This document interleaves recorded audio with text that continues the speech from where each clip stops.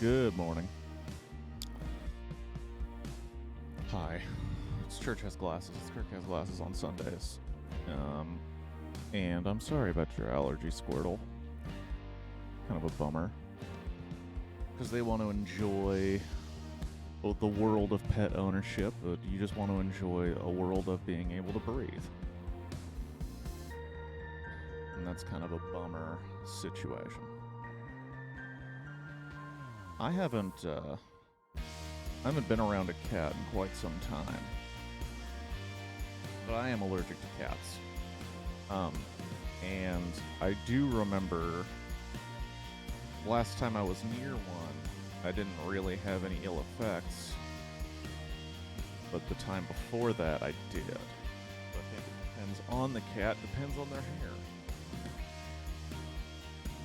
But it's still not a fun time. Regardless of if you're experimenting with your allergies or not, it's not a fun time. It sucks ass not being able to breathe.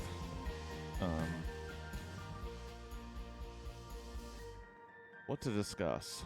What to talk about? Sorry.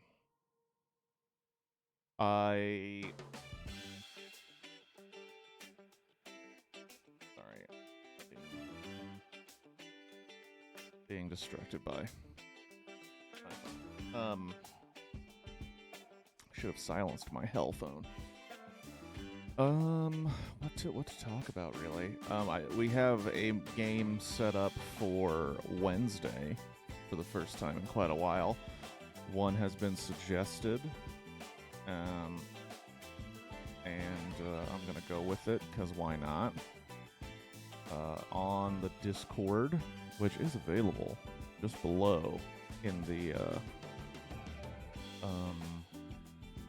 info of this stream. There should be a link to the Discord, but on our Discord, because really it's ours, it's not mine.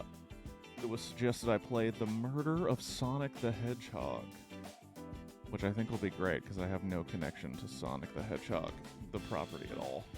I didn't really play it a lot. I have no love of it. I know it has a very interesting fan base made up of furries and non-furries. So why not give it a shot? My old friend had a cat and I was perfectly fine around them. Yeah, I always just knew that I was allergic to cats, so I kind of just stayed away from them whenever I could.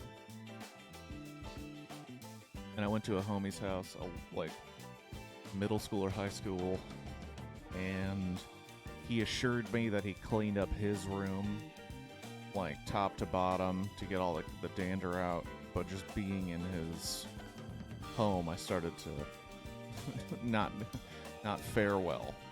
And then I went to a different person's house in college age, and I forgot that they had a cat and was there for quite some time. Well, Squirtle, I think, people have just started to find other things they would like to do. I like to think of this place as it's a sanctuary if you'd like to use it. And a lot of people are finding that sanctuary in other things. Maybe it's hardcore drugs. Maybe it's in,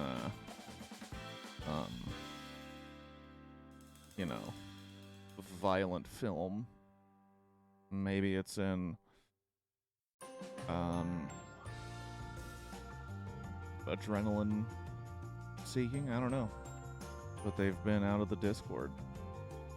I mean, we've had some check-ins in the gift chat and small, short conversations here and there, but it's not the bustling Discord of, say, a Seto or a very popular channel, and you know what? That's fine.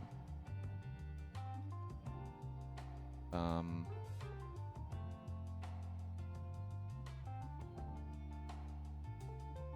was talking about allergies, and then I was going to move to a different topic, and then it was, oh yes, the video game. So yes, this Wednesday will be the death of Sonic the Hedgehog. Also, I see what you mean by kids running movies or ruining movies. Yeah. Yeah. I It's such a bummer when you see a movie that will obviously be a kids film, a family film, and you just know, well, I'm not going to the theater to see that. Because when I'm off and have a chance to go to the theater, I'm going to have to deal with people's spawn who have decided to make the movie theater their playground instead of, the park or whatever. And I'll just wait. I'll just wait till it is available on a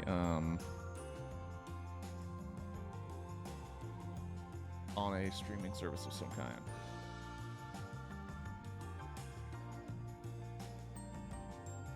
Well, it does put you in a fun situation, doesn't it?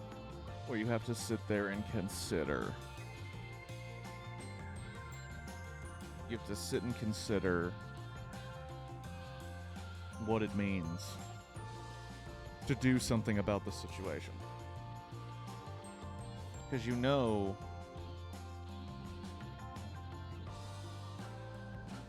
if you do anything, then the parents are going to be upset. They're going to get defensive. They're going to get angry. And it's not actually going to stop. The only thing you can really hope for in that situation, which is a bummer because they didn't do anything, is you can complain to the movie theater to possibly get free movie tickets. Say like, hey, my experience was ruined by these people. But that really doesn't solve the problem, nor does it make it a good situation. Because all you're doing is hurting the business that tried to provide you a service that was ruined by someone else. It's just a bummer. I don't get it. I don't understand.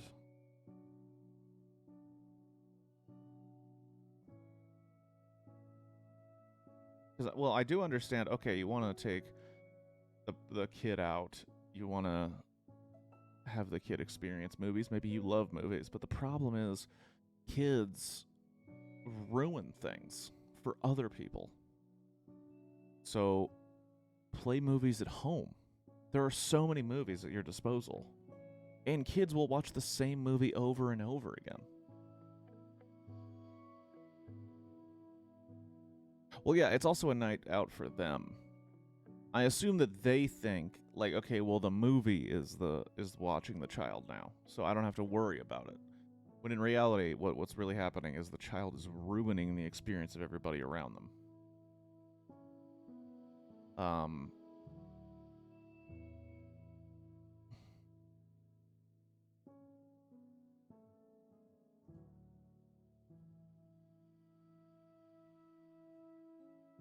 They have to... Well, I mean, people have been saying that movie theaters have to innovate, but I think some movie theaters already have it down by having basically adults-only screenings. By keeping them, like, over 21, introducing alcohol and stuff like that, so the child element is removed.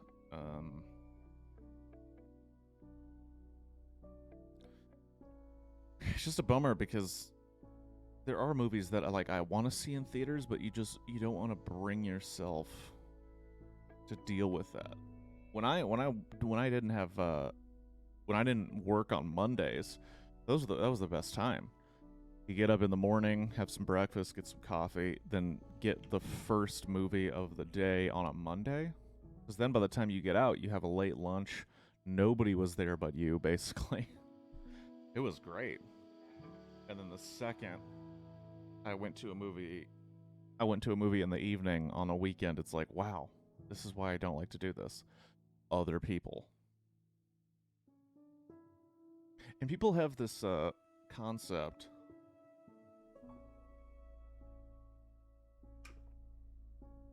that movies are good with an audience. Like the big event movies, the Avengers, the Avengersies, and the Jurassic Parkses, and the Fast and Furiouses. I disagree. I don't find it super fun. The Fast and Furious, I think, might be the one holdout from that because honestly, who cares about what's going on screen? It's all just a joke. But I don't enjoy it with a large group of people who can shout and applaud and laugh together. Like I don't enjoy that as much as I do enjoy watching the film by myself and really analyzing every moment of it because that's how my mind works. I didn't go into the movie until maybe I was 6 or 8 because that's when my parents thought I could handle it. Oh yeah, also it's also bad parenting. That's the other problem. Parenting doesn't like being an actual parent doesn't require any actual uh uh thought or skill. Like you could have a kid and then just be like, "Oh, I guess I'll figure this out as I go," and it inconveniences a lot of other people, the society at large. Um,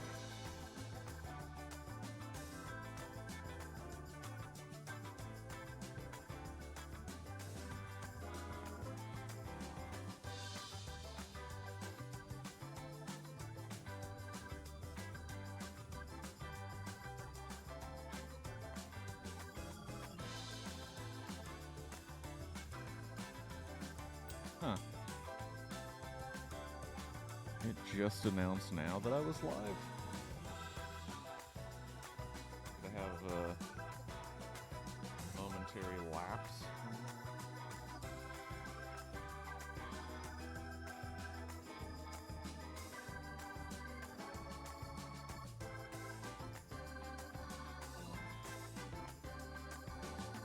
Huh, that was weird.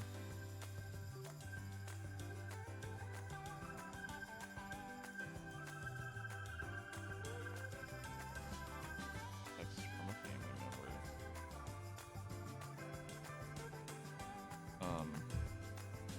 Yeah, I got random notifications as if the stream started now. Maybe it did. Maybe this is the real reality, man. But yeah, I remember when I was a youngin', all those years ago, I was always told, if you don't behave, you go to the car. And going to the car meant you didn't get to enjoy the thing you were doing. If we're at a nice restaurant, nice. I mean, nice for a family of 4. We're at a restaurant, and I'm enjoying the meal, but I'm acting up. Then they go, "You go to the car. No more dinner for you." And that was enough to get me to shape up. But nowadays, oh, also, if I was in a movie and I started to make noise, I'd be like, "Do you want to go to the car? We'll take you to the car." And then you will be in there, and you will not get to have fun. And it was like, okay, then, you straighten up. Also, I mean, call me crazy. I feel like embarrassment and shame sometimes just doesn't exist in certain people, so they'll just let their child ruin things for folks, because it's like, I don't care. I feel no embarrassment or shame that I'm doing this to other people. And it's like, well, that's a problem. That's a huge heap and helping of problem that you need to get fixed.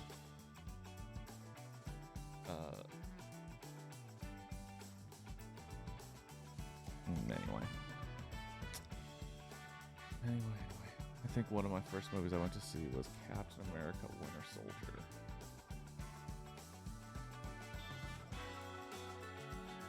I don't remember the first movie I saw in the theater.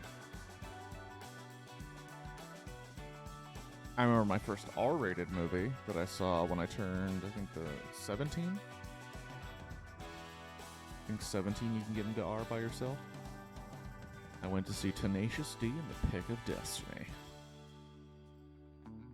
And I thought the movie was a masterpiece. Audiences and critics disagreed with me.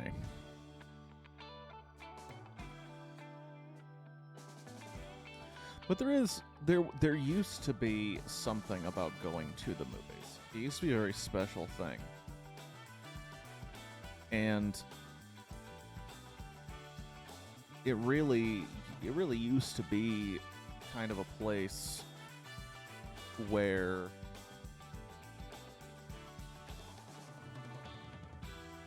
yes, it's a movie based on Jack Black's band with Kyle Gass called Tenacious D, and it's hilarious and completely ridiculous and super fun, and it's a musical, and I really liked it, but turned out a lot of other people did not like it, which is a bummer, because I think if I remember correctly, it kind of ruined their spirits, the band Tenacious D. And Jack Black kind of had other opportunities to be in other movies and do other things, and Kyle Gass kind of just was like, oh, I'll just make some music, whatever then. The movie didn't do well. But movies used to be an event where it's like, oh, we're going to the movies. And I remember seeing the opening night of, like, Star Wars The Force Awakens. And I remember it being like, holy shit. Like, here's a real deal premiere. I didn't go to the premiere. Opening night. Like, this is a real deal event. And everybody was electric, and the feelings were on high. I remember I threw up that night.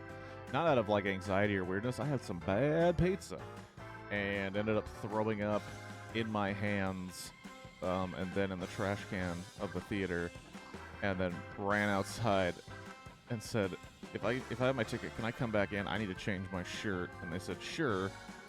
Went outside, got an extra shirt that I had in the car, bathroom, cleaned up my hands and face, and then went back in for the rest of the movie.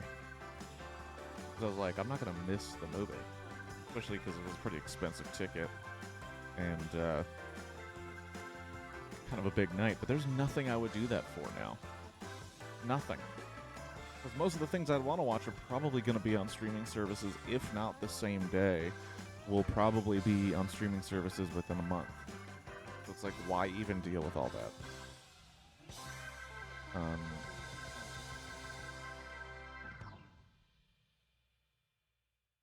Yeah, I did that too. And oddly, I think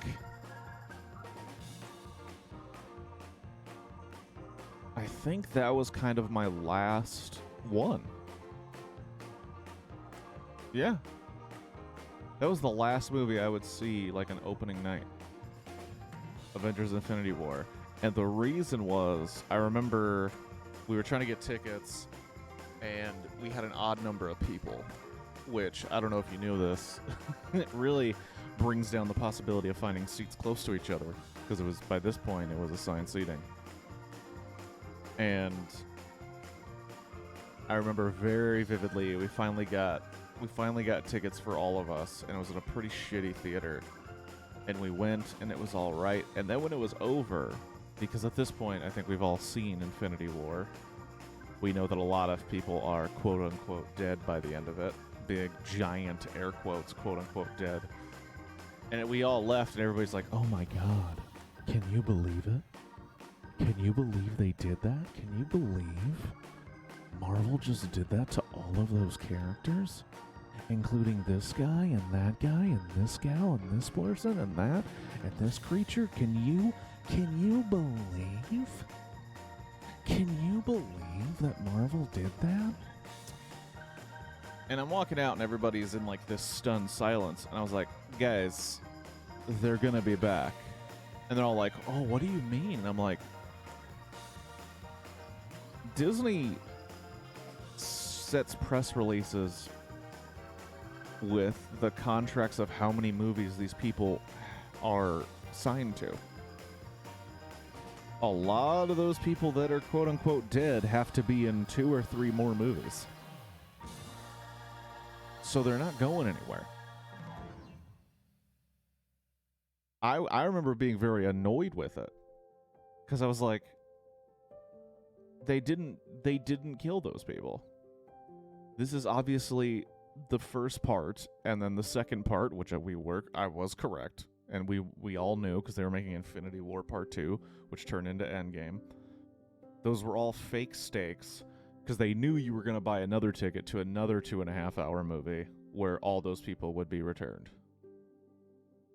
And then I remember Endgame was all right, in my opinion. And Endgame did two things where I was like, I think I'm done. It did two things where I think I'm done with Marvel in general. One, we knew it was RDJ, Robert Downey Jr. We knew it was his last movie in his contract. And I'm thinking, okay, you know Disney is sitting there in meetings going, if we want to re-up this dude's contract, he has the right to demand half of the money from it, because none of this exists without him. Without his charismatic turn as Tony Stark, without the work done by the movies he started off, we wouldn't be here. So he has enough leverage to be like, I want all the money. But if he gets all the money, then we can't get new people, and we can't pay the current big guns we have. So we also need a exclamation point on this movie. What would be the biggest exclamation point than the death of the guy who started it all, and possibly the ending of the second most important guy, which is Captain America, who also had his contracts ending. It was so clearly going to happen that way. And so that, and everybody saying oh my gosh, he gave the acting performance of the year. And I was like, okay guys, I don't know how to act. Never acted before. But I feel like Robert Downey Jr. being Iron Man is not an Oscar-worthy performance. So everybody should calm down. That, and in Endgame, there was a very specific thing that happened that made me annoyed. And it's happening more and more thanks to the rise of AI being so prevalent in our everyday lives, in business, and in our personal lives. There's a moment in Endgame where Tony Stark is talking to his computer, and someone suggests something about time travel. I don't remember the specific lines. I've only seen the movie once. And then he tells the computer, run these simulations. And the computer does. And then he looks at one thing, he's like, change that. And then the computer changes it. And then Tony Stark, after hours of talking to his computer, goes, I invented time travel. And a part of me was like, you co-invented time travel with the most powerful AI on the planet. That's a little bit more accurate. You you were the CEO of a company where time travel was discovered is more accurate because you had a giant, super intelligent computer make something for you. You told it to make it. Does that mean you made it? It kind of bothered me. It was a weird thing that just got stuck in my brain about that movie. I invented time travel. No, you didn't. If you went to see Back to the Future...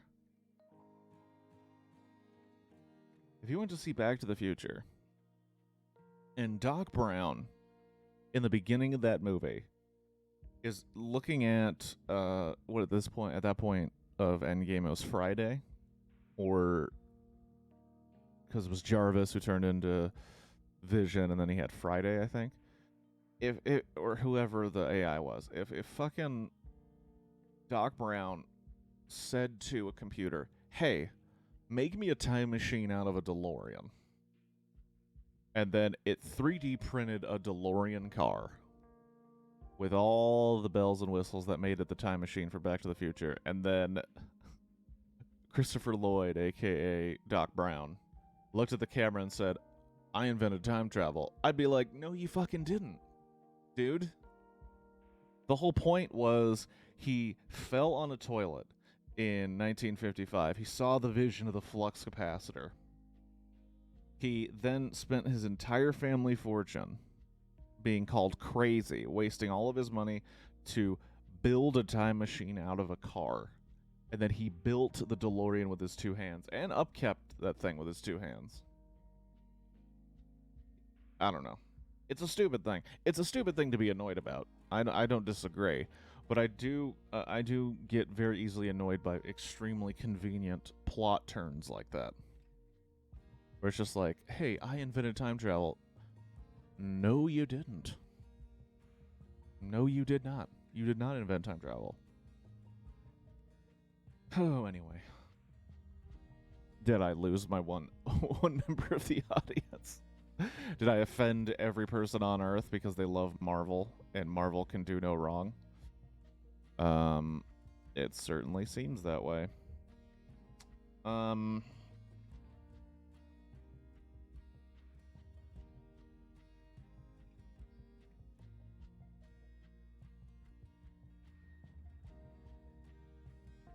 Back to the Future is one of my favorite movies. It should be Squirtle. It's definitely my favorite trilogy. I won't say it is the best trilogy. I will just say it's my favorite trilogy. I think in terms of trilogies, it's way up there, but it's my favorite, but not the best. I think the best trilogy will probably go to Lord of the Rings.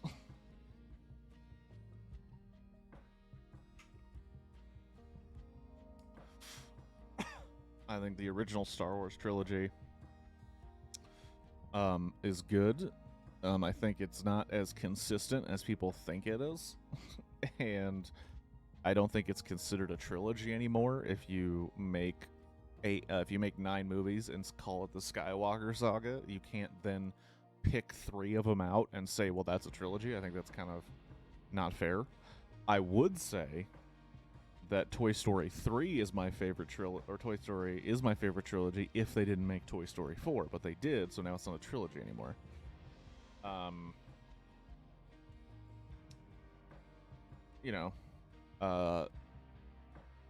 think the Dark Knight trilogy would have been my favorite trilogy if Dark Knight Rises was better. But Back to the Future just hits everything. It hits action, comedy, sci-fi,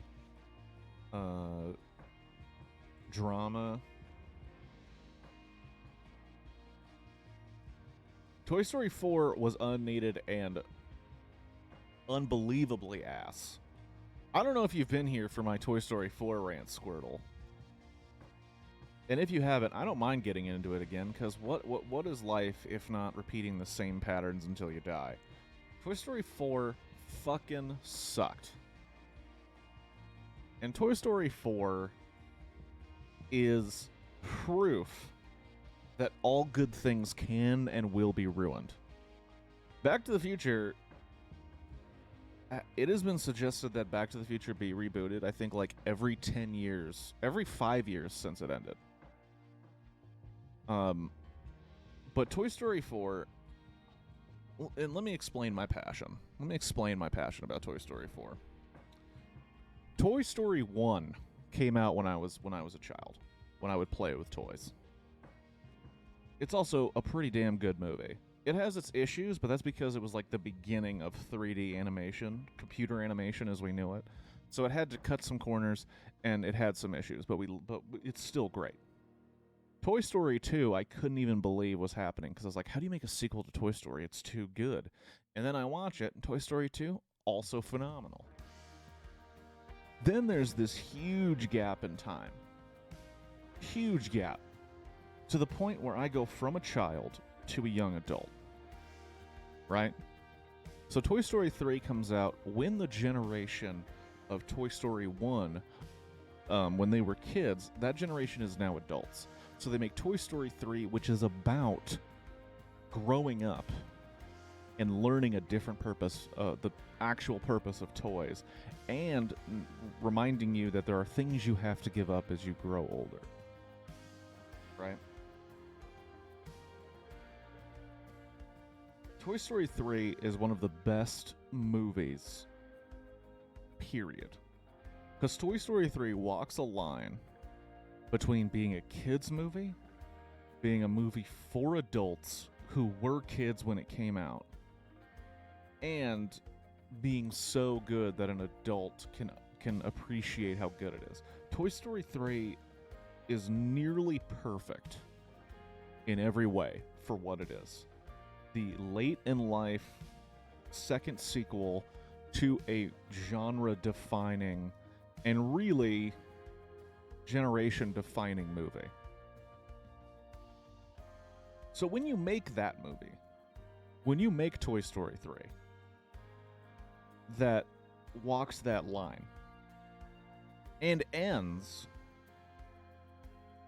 with the characters who are toys being given to a new child, and the point of the movie being, you know, you guys were the most important thing to me, but I'm growing up, I'm changing, I'm going to now present you to somebody else so that you can be that most important thing in their life.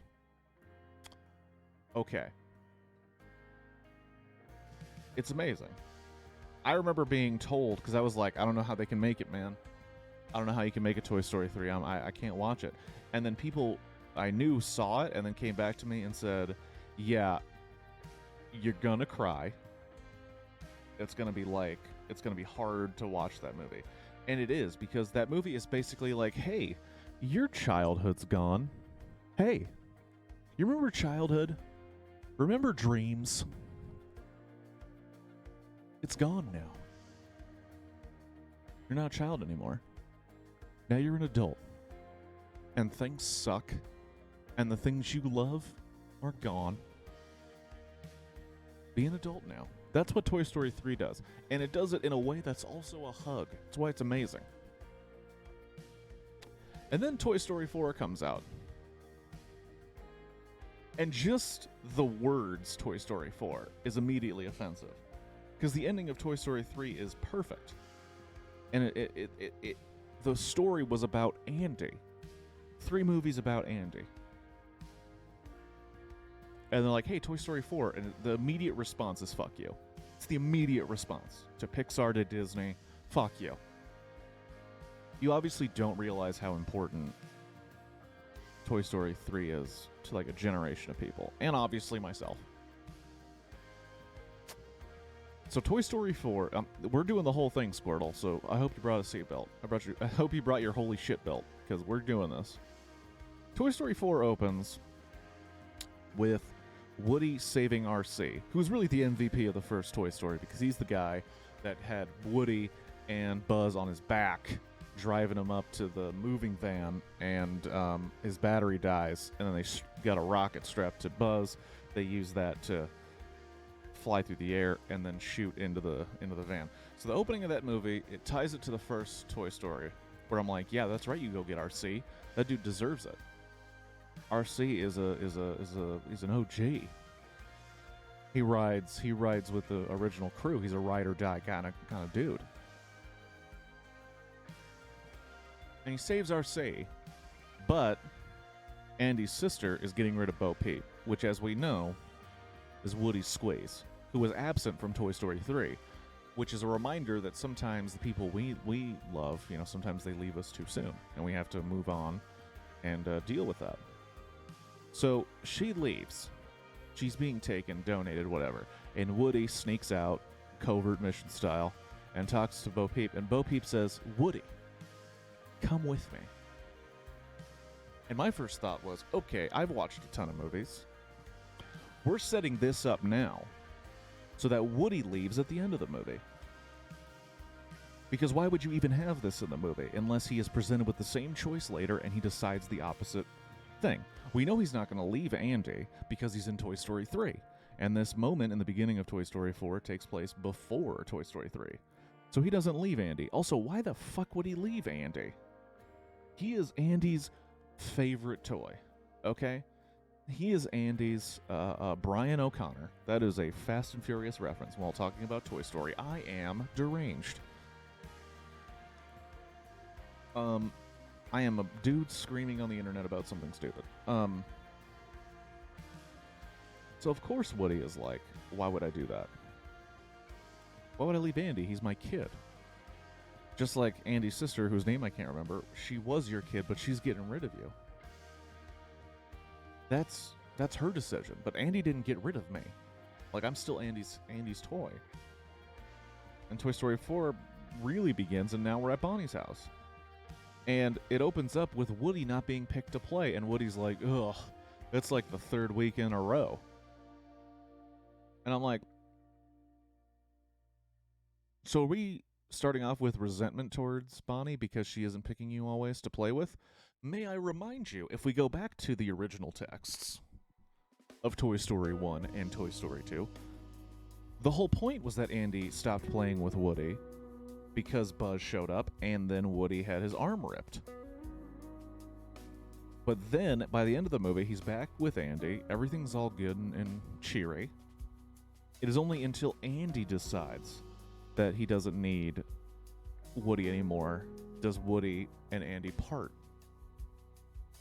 And it was like, this movie is trying to establish that all of the shit that our main character learned in the first 3 movies of your series, of which this movie is the fourth, all of the things the main character learned, that's bullshit. Hey, if you don't like your kid, just fucking bail on him. And it was like, oh, that's funny. Did we watch Toy Story 3 together? That was not the point of that movie, which, by the way, is way fucking better than the movie we're watching.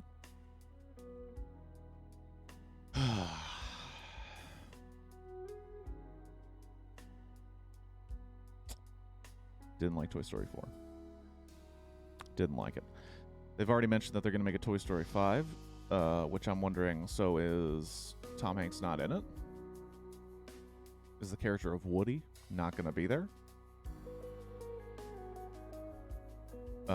Is it going to be just about Tim Allen's character? What is it going to be about? Because Woody fucked off. Woody's gone. Woody's living that free life with Bo Peep and without his speaker box because he gave it to another. Like, such a fucking dumb movie. So fucking dumb. So fucking dumb.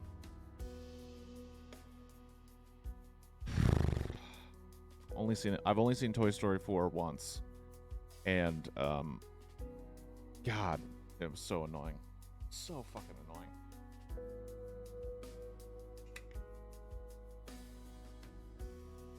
I remember I made a TikTok a long time ago, one of the few that got better than my normal view, better than my average view count, but it was just I'm going to, if I ever have children, I'm going to show them Toy Story 1 and 2 while they're children, then wait till their 18th birthday and let them know that Toy Story 3 exists. Let them watch it, because that's how you should. And then let them know that Toy Story 4 is a lie and you should never seek it out.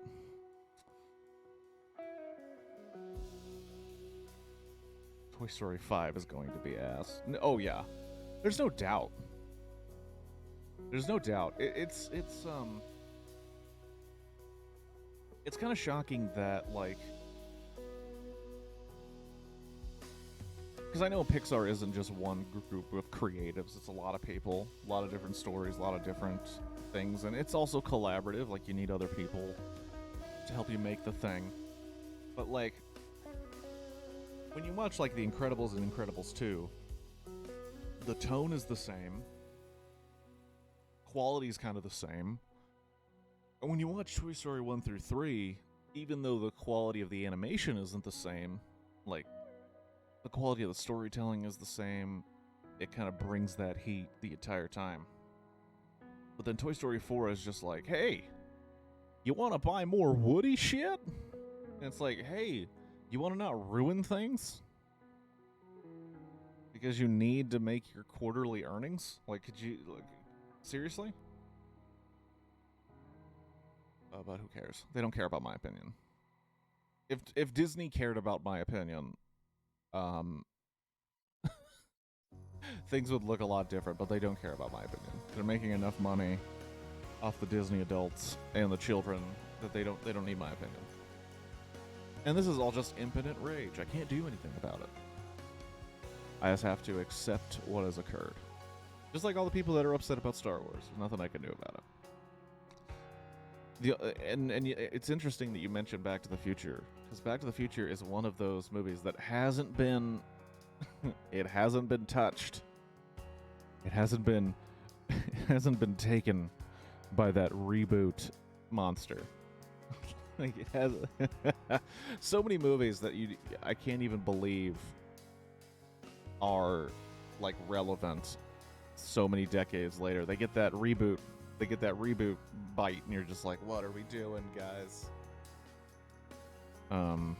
Like, I watched the 2011 reboot of The Thing, which is a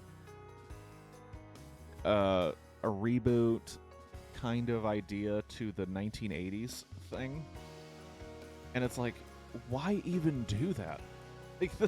Like the Thing from the 80s, John Carpenter's The Thing, is so close to perfect while being like a horror movie.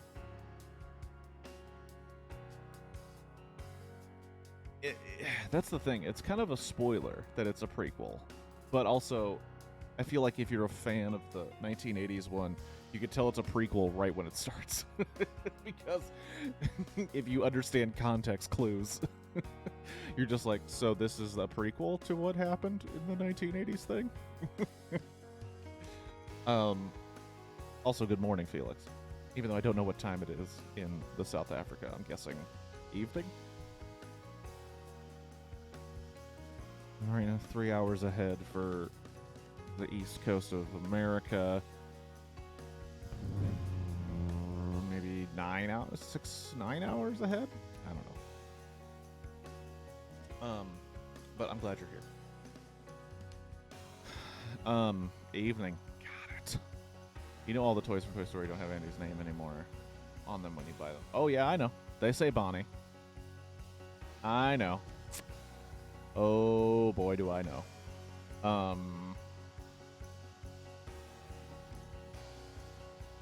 They say Bonnie's name even though the sentient toy Woody decided at the end of Toy Story 4, fuck that Bonnie bitch. Basically, the end of Toy Story 4 is Woody, the same toy, who, when it was ride or die with Andy, who risked being lost, burnt, chopped up, who gave up being the star attraction at a toy museum, Woody who went through hell and high water, who went to the top of Everest and back, Woody who became the John Wick of toys to get back to Andy after like a couple weeks with Bonnie, was like, fuck that bitch. I think I still have a toy with Andy's name on it. Good. Hold it close. It is a relic of a bygone era, Squirtle.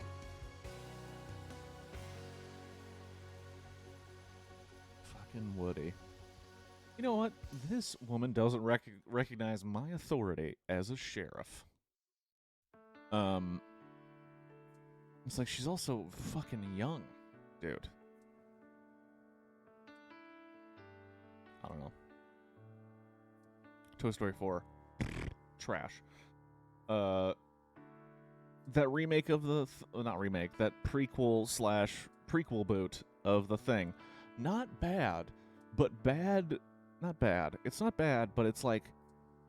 Why would you make this? Like... Because I haven't seen Prometheus, but I have seen the original Alien and Aliens. I haven't seen the other sequels. But there is this thing about these kind of movies where the mystery of what's going on in a horror movie is so much cooler than explaining what's going on in a horror movie.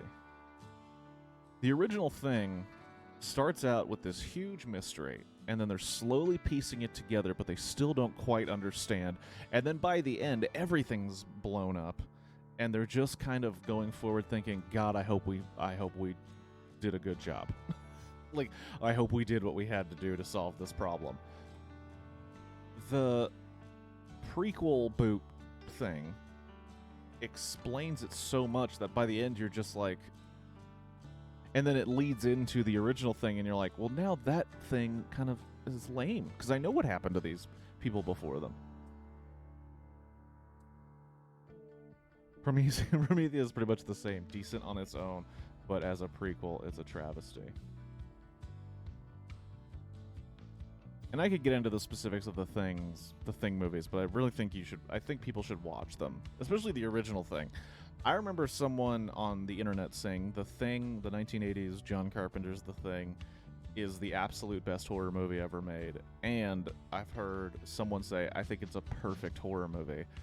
And when I watched it, I was like, this thing holds up very, very well.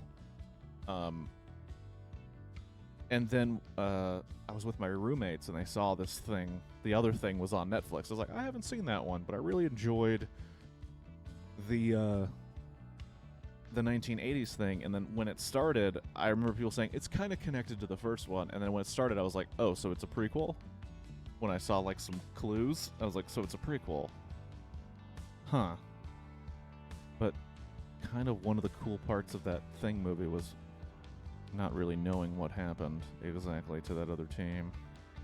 And now we're going to find out exactly what happened to that other team, which kind of ruins the mystery of what happened to that other team. Okay. All right. I guess this is what we're doing. All right. Let's go for it. Full bore. But because I thought Alien was pretty damn good too. I don't think I like it as much as other people do, which is fine. Like, we can all like and dislike different kinds of movies. But I remember when Prometheus came out, I had not even seen Alien, and I remember people being so angry about Prometheus.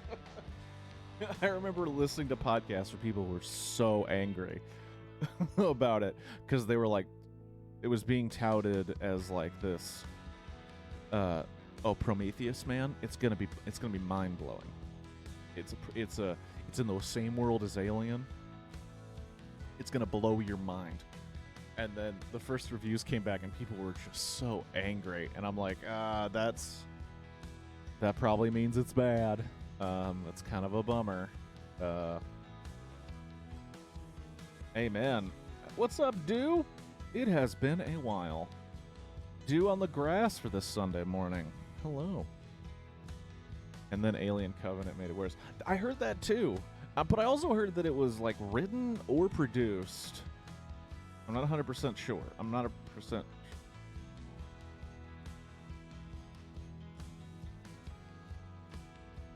Oh no, the Xenomorphs haven't existed for thousands of years. They were made like 20 years ago by a gay Michael Fassbender robot. Now I really want to see Prometheus.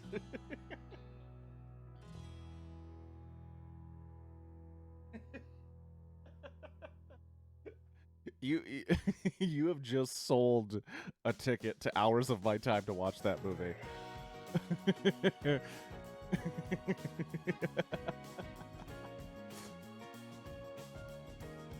Because that was something that The Thing does. I hope nobody cares about spoilers for The Thing. I do genuinely think it's a good movie. And a little bit of it was spoiled for me before I saw it. But, like, the original Thing, it's this American base in Antarctica. This, like, source material, my beloved. Like, basically, like, this very strange thing happens at the beginning of The Thing where this helicopter with some Norwegians are chasing and shooting at a dog. And the Americans are like, what the hell is up with this guy?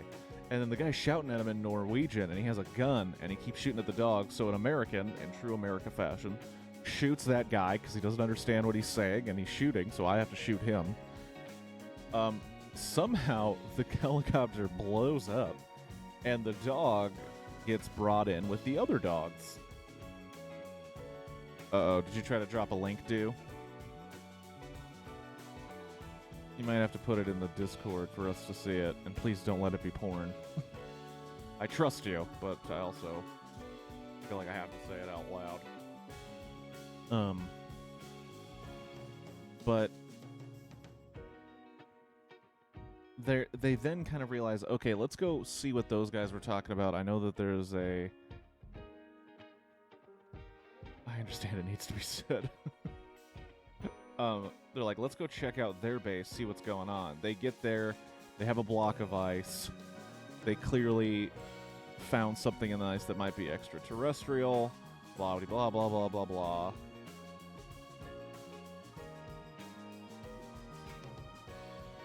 Nobody trusts anybody now. Any one of us could be John Carpenter's The Thing. 1982. Oh, man. Such a good movie.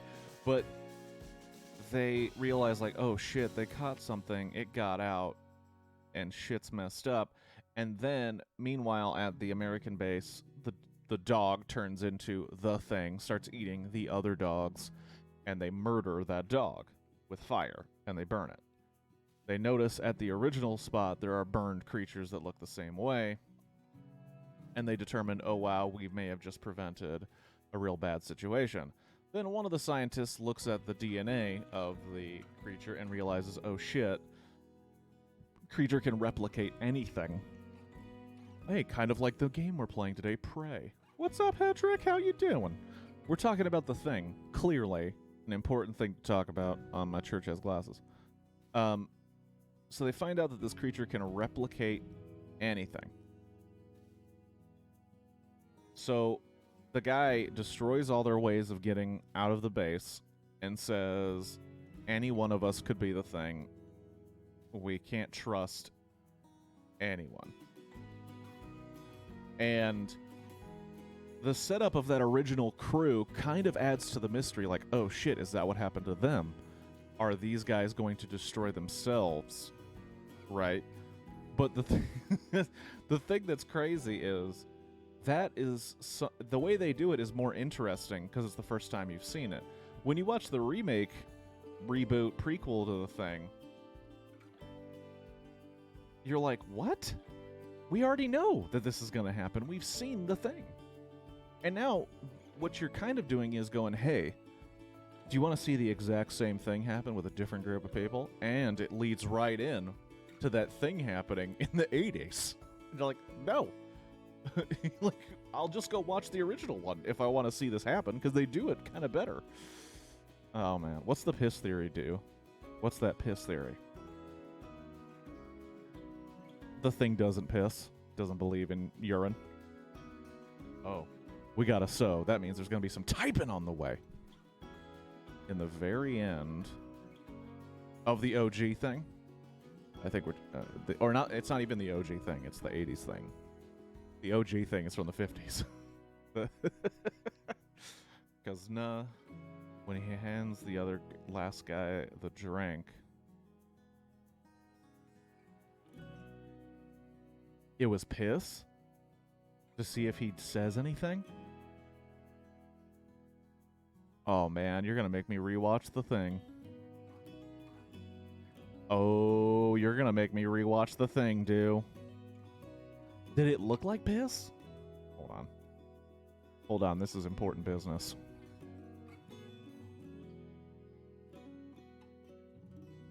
Also, I said hello to what Hetrick, right? I didn't just ignore Hetrick.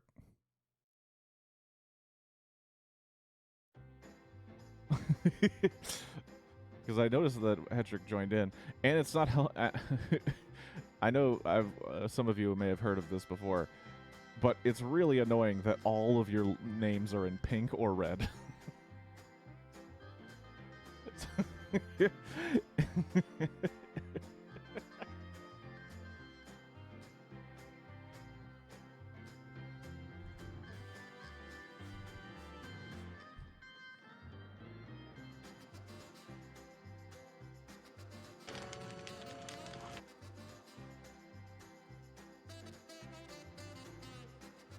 Because the guy he's handing it to is Keith David.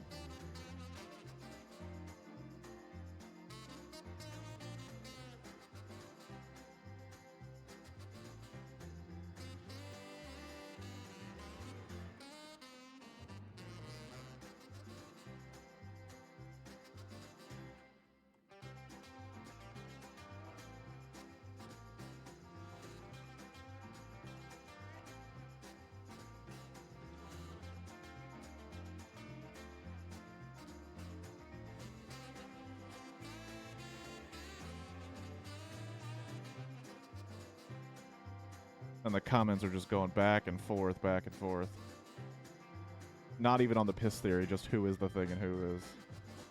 Can't change it now. Cap's still on. It's all good. You can yell at me, Felix. No, not Felix, do. Ugh.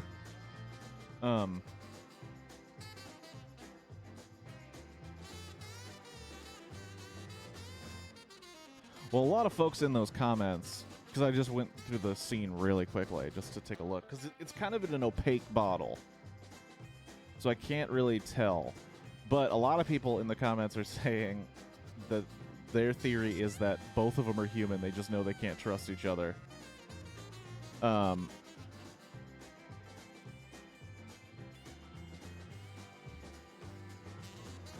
the thing doesn't know what stuff is supposed to taste like. In theory, right? I mean, it's never existed on our planet before. Or does it? Wait, hold on. Because it does it retain the memories of people? Now I have to rewatch the thing. Because it absorbs their DNA and then replicates it. So that doesn't mean necessarily that it has the same memories. Huh.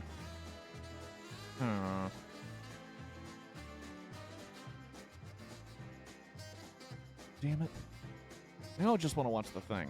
I don't even want to play Prey. I want to watch the thing. Hold on. Where's the thing available? I feel like it must retain the memory of things it replicates, or at least their basic knowledge. See, that's a good point. Because that's my thinking, too. They wouldn't be able to know... Because the thing also destroys... But yeah, I love both potential... You've opened Pandora's box of overanalyzing film. That's what we're going to do now. Now, I'm not going to think about anything else but the ending of the thing until I have to go to work tomorrow morning.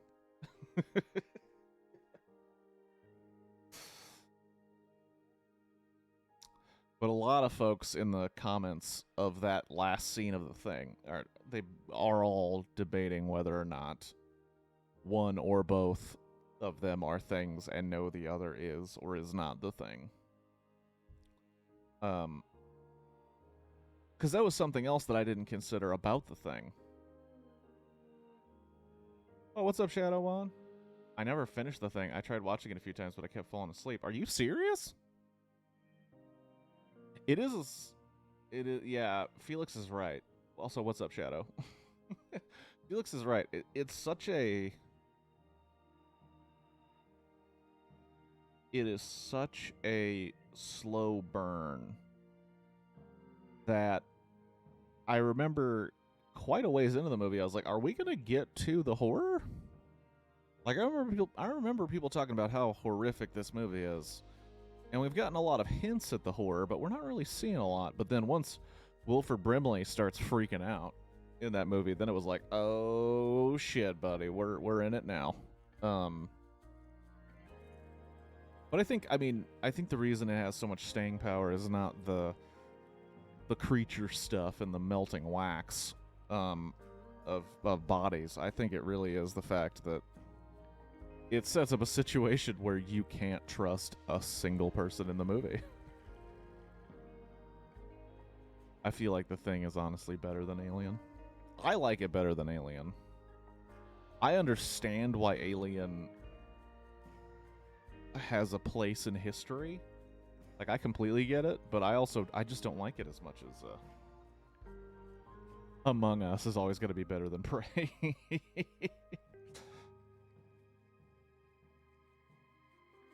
I just know personally I enjoyed The Thing more than Alien.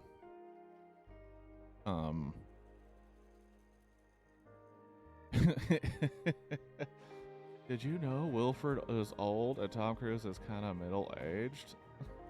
Wait, what? And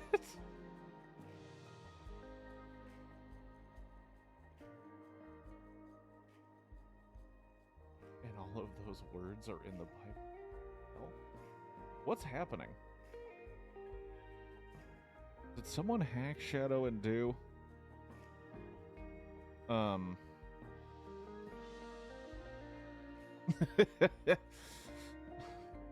They've been hacked by well, they've been taken over by the thing.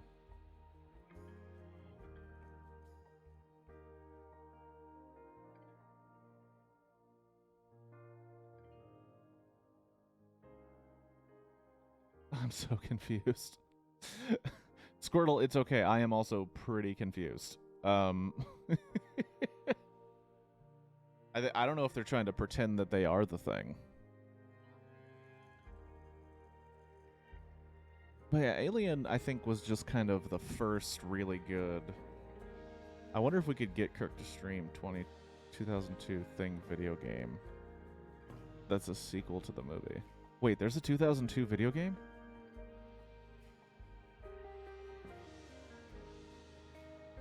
Oh, I did not know that.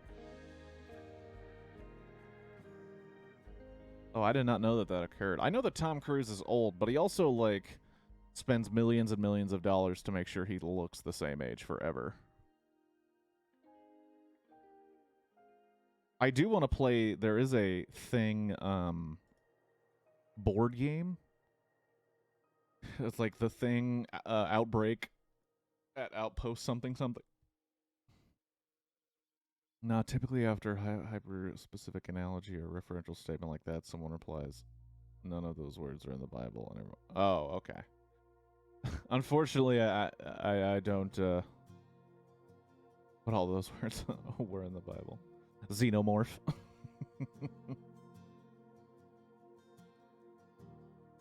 Hold on, I'm gonna try and look for this Thing game on Steam. And it was 2002, you say?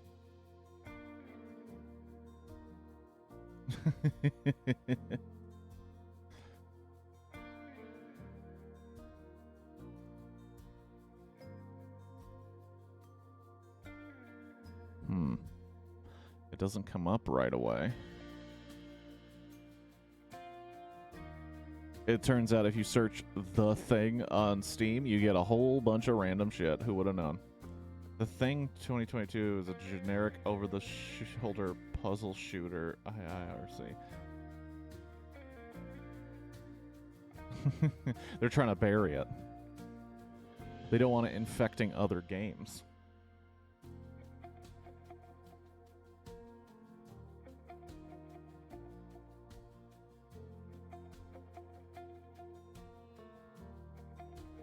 But have you guys seen anything on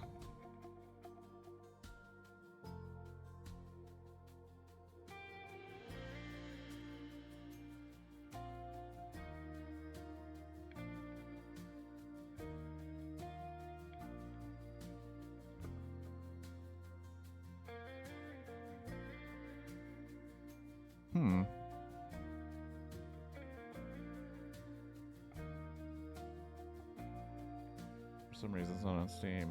No, that's the Then They Were None games. Your Gamer's Christian Reed scored the PlayStation 2 version a 5 out of 10, arguing of the Trust Fear system. It is nowhere near as much of a neat gameplay innovation as the hype some people believe. As a squad-based game, it would work far better if you ever had to care a great deal for anyone's survivor. As it is, most of the team seem to split off once a level over or turn into aliens as predetermined moments through it. So you're left merely using each NPC as a means of progression. The only official sequel to the movie. Well, have you guys seen... I watched a playthrough of the board game. It's... Infection at Outpost 31. I saw a playthrough of that game, and that game's pretty dope. Just the mechanics of the game are pretty well made to just get you to distrust everybody that you're playing with almost immediately. And you all have the goal of surviving and getting out of the outpost, but you know that there's people out there screwing it up. I want to play that game, but I also want to play it with a big group. And I don't want us to be too drunk to actually play it, which is hard. because that means you have to start it early in the game night, and hope you don't get too drunk by the end of it.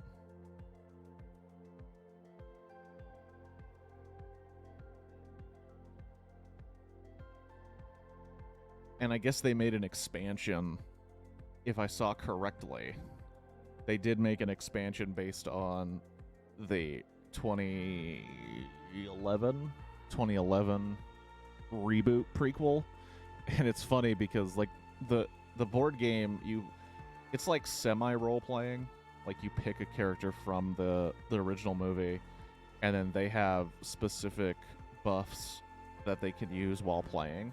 But I guess in the expansion, you could then use characters from the 2011 game, and the pieces are a little bit higher quality, and I'm like, who's gonna use those characters, though? Unless their buffs are, like, next level good and different, like, who's gonna really be like, no, I'm not gonna be Kurt Russell, I'm gonna be, that guy I don't remember. It doesn't really make a lot of sense. But hey, you know, I'm not going to be Keith David. I'm going to be Mary Elizabeth Winstead. I feel like that's really the iconic actor from The Thing everybody really wants to say. Yeah.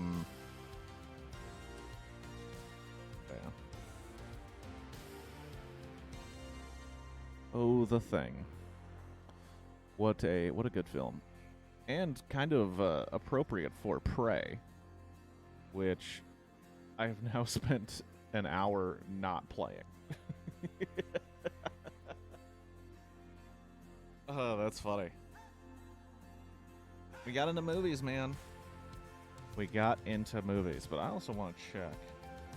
Is The Thing streaming on something? I might just want to throw it on in the background.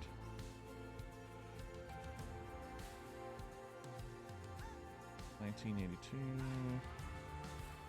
Streaming. Not for free.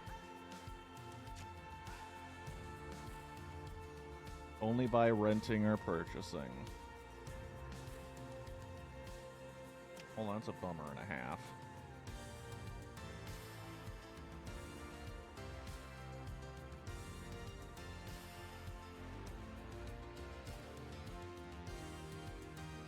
Well, it's a bummer, but we move on. There's plenty of movies to watch. I did watch a movie yesterday with my roomies that was particularly interesting. That I had heard really, really good things about, but then it kind of didn't turn out like I thought it would. A film called Climax. From the last couple of years, I want to say like under 10 years, about a French dance troupe who gets some spiked sangria with LSD, and things get violent and weird and gross and scary as they have to spend all night in like this abandoned high school. 2018? That's about right. I wanted to say less than 5, but I didn't want to be wrong. Pretty dope. I was not shocked to find out it was almost entirely improvised. Because during that movie I was very confused. I was like, well, what is the point of all this? I thought there'd be like a grand, especially because it's very artistic and seems very deliberate in the way that it's being made. But it was clearly very, yeah. This weekend I saw 3 movies. 40 Guns with Barbara Stanwyck, Young Einstein, and One Certain Morning, a short film by Burkina Faso.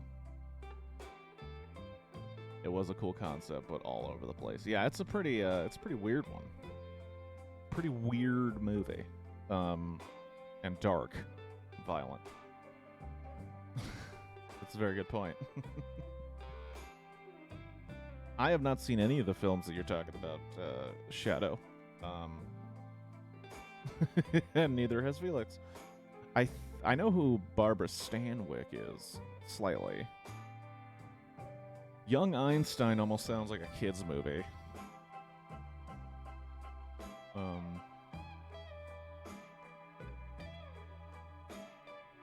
40 guns just seems like a lot of guns.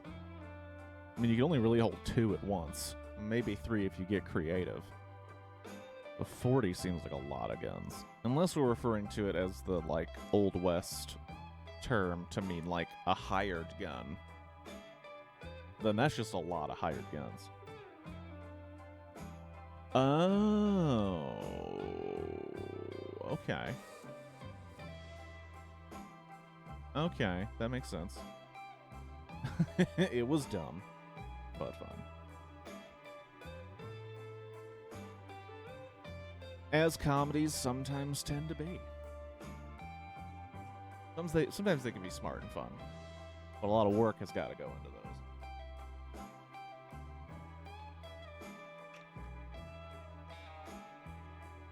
I'm wondering if I should even play Prey today. We're kind of we're going through movies, we're just talking, having a good time. I feel like Prey is just going to distract from those things. Maybe maybe Church Has Glasses should always seem like I'm going to play a game, and then I just never do. 40 Guns was pretty bad. 40 white dudes who all look alike and dress the same. Well, it sounds like most old movies, really. Shadow, I'm trying to remember. Were you here for the movie we watched this last Monday, The Capture? I think you were. I always say the mark of a decent or good movie. I do even have 40 characters in a single movie. Effort. Some of them don't speak, I imagine. But I was thinking about The Capture well after we got done watching that movie. And it feels weird, because it's like, I don't think it's a good movie. It definitely doesn't send a good message. There's an unintentional hilarious scene at the long dinner table. It kept going on like the beginning of Spaceballs. Unintentionally hilarious scenes, man. Older movies are filled with those. Because it's really not like... There's so little intended comedy. But then just the, like... the cultural difference and cultural shift that happens with them. Sometimes you're like, what in the hell? And it's uncomfortably hilarious. Capture taught me the best way to get a wife is to murder her husband and then gaslight her. Now she actually hated him. Oh my lord. I still cannot believe they made a movie. Well, I can believe it. It's just crazy. It's crazy that there's a movie where a man kills a dude, feels so much remorse for killing the dude. He's like, I have to get out of here. I have to start a new life. I have to not be here. Is like his attitude. Like I have to start anew. He goes out, finds the wife of the man he murdered, decides, you know what, I'm gonna work it off. I'm gonna work off my guilt by working for her and helping her out around the house. Then, when she finds out that he murdered her husband, his response is like, yeah, maybe I did, but your husband was a real piece of shit, and I base that off of no knowledge whatsoever of the situation. And I don't think he ever loved you. And it's like, you don't even know the dude. You don't know his wife. And then convince her that, you know what, my ex-husband, he was a piece of shit. I'm going to marry you, man who murdered him. And then immediately after that wedding, him go, you know what, I still feel bad about killing your ex-husband. I'm going to go solve his murder. And it's like, what the fuck are you talking about? What the fuck are you talking about? That's a flip. That's like, that is such a roller coaster of insane ideas. By the way, as your new husband, he called out for his mama and not you. That's right. That's right. He's like, you know what he did as he died? He called out for his mom, not you. You want to know why? Because he's banging hookers. That's why. That's what dudes who bang hookers do when they die. They call out for their mom, not their wives. And she's like, you gotta be right. I mean, why else wouldn't he call for me? Oh my god. And I remember Felix and I talking during that stream, I think. I remember we were talking about how it was a movie that was mixing a lot of genre. It was like noir and western, but then it turned into a romantic comedy, then it turned into a mystery. Like, it was going for it, and it wasn't poorly acted, really. But its values were upside down. Someone made an Outpost 19 workshop expansion for Tabletop Simulator. What? What? Are you shitting me right now?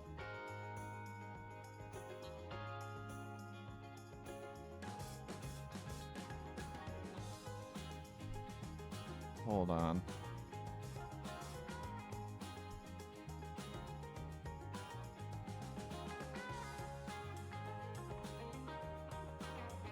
That was not the second thing you Googled.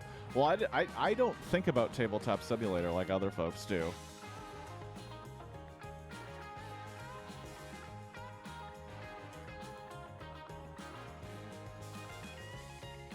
Okay, for some odd reason, the link didn't work for me. That's interesting.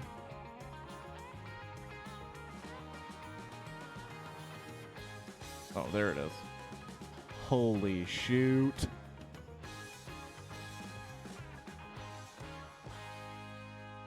Holy shoot.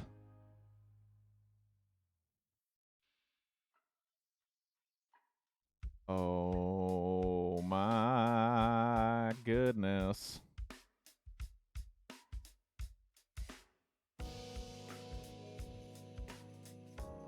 Oh my gosh. That looks awesome.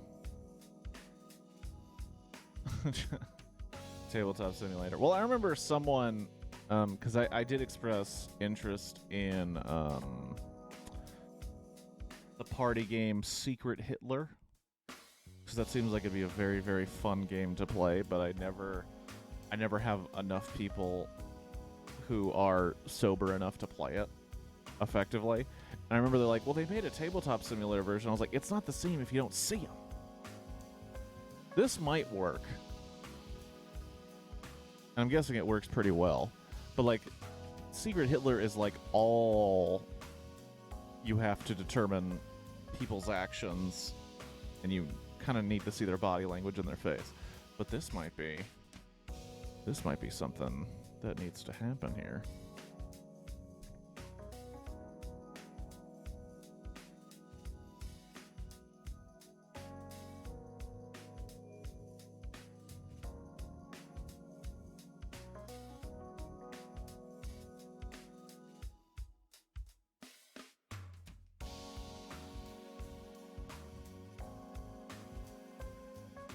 That's what Discord is for. Make sure everyone changes their nicknames. Bam! Pro tip, the person who is Secret Hitler is always holding a comb to their upper lip. It's not so secret then, Shadow. It's not so secret then. Oh,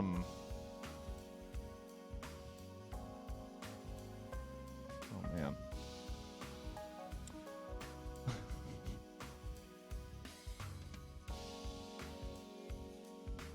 It's against the rules to look. Well, it's against the rules to look at their affiliations and their titles unless it's a part of the game.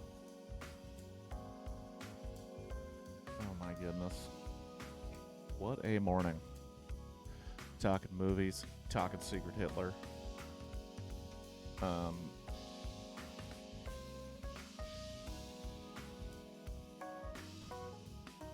when I uploaded the like, because the movie before the capture was Secret Hitler be jerk. The film we watched before the capture, the week before, Abraxas. Tabletop Simulator sells 4-packs for 25% off.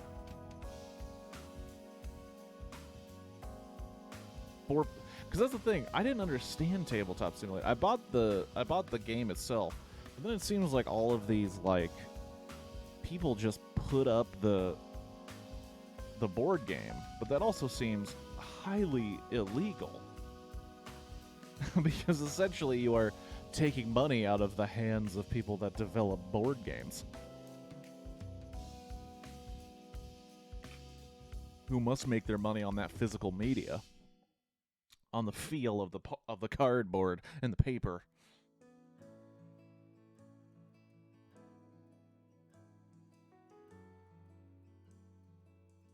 And of course, like t-shirts that they were giving away on their Kickstarters. Yeah, I still don't understand how legality of tabletop sim mods work. Because my thought is like, well, I remember the Secret Hitler. You cannot copyright game mechanics, only the graphics and characters.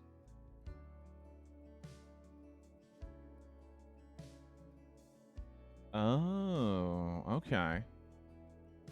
Because that makes sense. In theory, I could just make up a game that works the exact same way as a game, but as long as I don't use the same names that may be copywritten. Okay. I guess that makes sense. And I know that the thing that like boggled my mind is like the Secret Hitler game, because they knew once someone explains how Secret Hitler works, they can just say, I can make this on paper. Like, I can literally cut out the paper and print the things people are and the needed information. Like, you do not need anything to make that game. Now I'm thinking with portals. That's what I do. I'm trying to get some cake. Talk to GLaDOS. But it is interesting now that I think about it, because every board game can be replicated on your own time if you just have the patience to write it all out. Because I was also thinking about there's a role-playing game that's kind of a board game called The King's Dilemma. And The King's Dilemma looks super fun, but the way it's set up also is kind of like a one-and-done deal. Because you have to write on the board, you have to put down stickers, you have to sign things, you have to, like, build out this book, and then when the game's over, like, all the shit's used up, so then you can't really play it again. And I was sitting there like, how could you get multiple playthroughs of that game? And I looked online, more out of curiosity, because I don't think I know anybody with the attention span for a King's Dilemma game. That seems like you're either playing it for 12 hours straight, or you have to play it every week for 12 weeks. But I was like, the only way to do that would be to handwrite everything in like different notebooks, and I was like, that would be so tedious. But you could do it, and that's, I guess, the same thing for like any board game ever. Like, but I look at that. You say like characters and names. I look at that that Steam Workshop unofficial unofficial infection at Outpost 31. Like, those look just like the cards. And I think the character names are the same. And the art is the same. That one seems to be kind of teetering on the edge of copyright infringement. But once again, I am not an expert on the situation. I do not know. I don't have a degree in board game law. Okay, well, maybe I have an undergrad in board games. But board games really took off, man. I remember I remember back in my day when we walked uphill both ways to school. I remember board games not having this much oomph. I guess there's this kind of reaction to the digital stuff where it was like, I want some dice. I want a character. I want my progression to be viewable in a physical space and medium.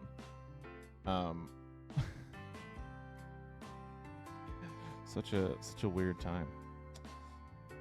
Anyway, should I attempt to play some Prey? We're coming up on an hour and a half. Yeah, I think there was a period where people need meeples. People thought video games were totally going to replace board games, but now they're realizing there's value to both. People need meeples. You walked hills to school. My parents crossed rivers. And it was one schoolhouse. It was a lot like the beginning of the Red House. Everybody went to the same schoolhouse. But the biggest thing, I assume, is that it provides a service where physical copies cannot. The game companies are way too fucking scared to bring alternatives into the limelight when the alternatives can be crowdsourced.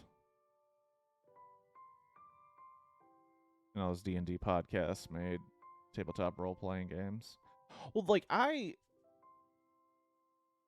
and this isn't an attempt. This is not an attempt at like a glasses fixing. I did it before it was cool. It's just the truth. When I was in college several years ago, holy shit. When I was in college several years ago, we played a little D&D. And D&D is very, very fun. Like, D&D is... D&D, and I also played a little bit of Fate, which is kind of just like a very, very dumbed-down version that you build up your story around it. It is very fun, and it is very cool. The problem is, and I think this is also tying into Hero Quest or Dragon Strike. Talking about Fate? Oh, well, we might be talking about two different things, because like the Fate books that I got were really kind of like, here is the gaming system, then build your story around it. So mine was, I was the game master. Thank you very much. We did 2 sessions, and it was all right. Mine was around these kids that, as a dare, and that was the hard part. I had to get them on rails just to get them to the beginning of the story, which is so fucking annoying. Especially because you always have one guy in your group that's just like, hey, I'm here to fuck up everything you want to do. I'm an agent of chaos. And I know that you wrote some things, but I want to make it impossible for you to get to them.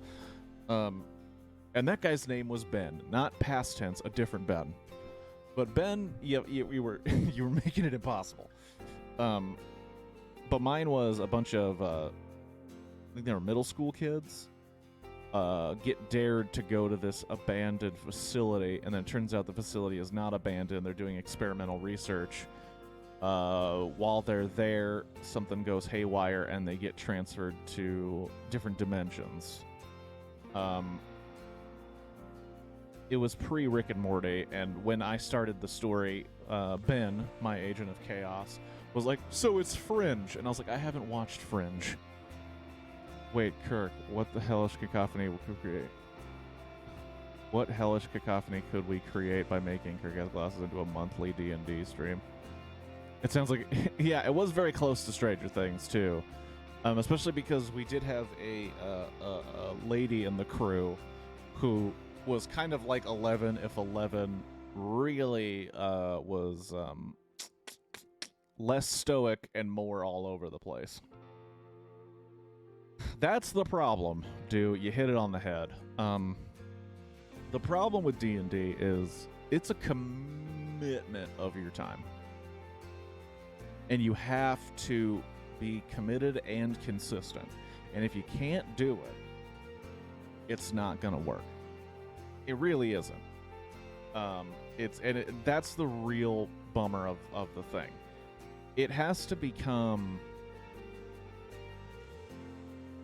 like I'm pretty committed to this stream. It's always like now it's on a Sunday, Monday, Wednesday schedule, and it's been consistent. But you have to get that consistency out of a group of like 4 or more people. And it's really, really, really hard, especially when, you have jobs or you have children and things come up and plans change. It's very, very difficult, but it's important. And another problem, I think, that's specific to TNT, not TNT, the explosive, D&D. Many times people hear, oh, role-playing. I want to be a wizard that has this staff that does this. And I remember at one point, a long time ago at work, I had some folks that really wanted to play D&D. And we got the books, and we got together and talked about it. You have to learn how to play the game. A board game has if it's made correctly, a board game has the luxury of being kind of like a drop in. Let's see what happens. And that's the thing. Yeah, like the commitment has to be there, but then everybody has to be on the same page of knowing how to play. Even when we were consistent in our D&D game, there were still moments where you have to look at the sheet and then look at the DM. And you have to then go, can I do this? Am I close enough? Is this going to actually work in this scenario? What about this? But it's hard. It's hard, especially and I can imagine digitally it'd be hard because like when we played, we had a graph, this huge sheet of graph paper that acted as our field, and then we'd put obstacles and whatnot. Some people have the miniatures and the whole setup. And each square is supposed to represent a foot, so then it makes it easier to determine how far away and certain ranged attacks and how close they are. Just distance, if you're walking up to them, if you're running up to them. It gets complicated really fast. And if people don't have the patience, and your dungeon master or your game master doesn't have the patience, it gets hard. The Fate game that we played, we were all digital, and that type of game is real loose. Like it's very, very, it's much more improvisational. There's an online utility called Roll20 that works really well once the setup is complete. I'll think about it. Maybe plan something for summer. We'll see, I'm not going to rule it out. I'm just saying. And it's always something that sounds great on paper. You're like, oh yeah, we're going to get together every week. We're going to really iron out our characters. We're going to get our backstories together, and then 2 sessions in, maybe even a session in, there's a problem. But no, it's so fun. It's one of those things where it is definitely worth it. But I do remember very specifically, the thing that turns me off to it, not to your suggestion, but to starting a D&D game. D&D is yeah, exactly. I remember a very specific conversation with a coworker, and they wanted to start a D&D game, and I bought some books, and I started work, and she's like, okay, here's what I want, and she started listing things, and I said, you can't have any of those things. And they were like, why? I was like, because you have to earn them. You also have to find them, and they may not exist in the world of D&D. What you just described. You can't just make up things. Like, D&D has very hard established rules that you can bend and kind of work with. But to do that, You need to set up the foundational work of your character. So, like, we're not talking about things you have. We're talking about play styles. We're talking about, you know. Yeah, that's what I was explaining to her. I was like, we can get there, but I can't just give you a thing that does this. Like, what do you think this is? Like, it's not like a video game with cheat codes. If we do it, let me know. So long as I find my old character log.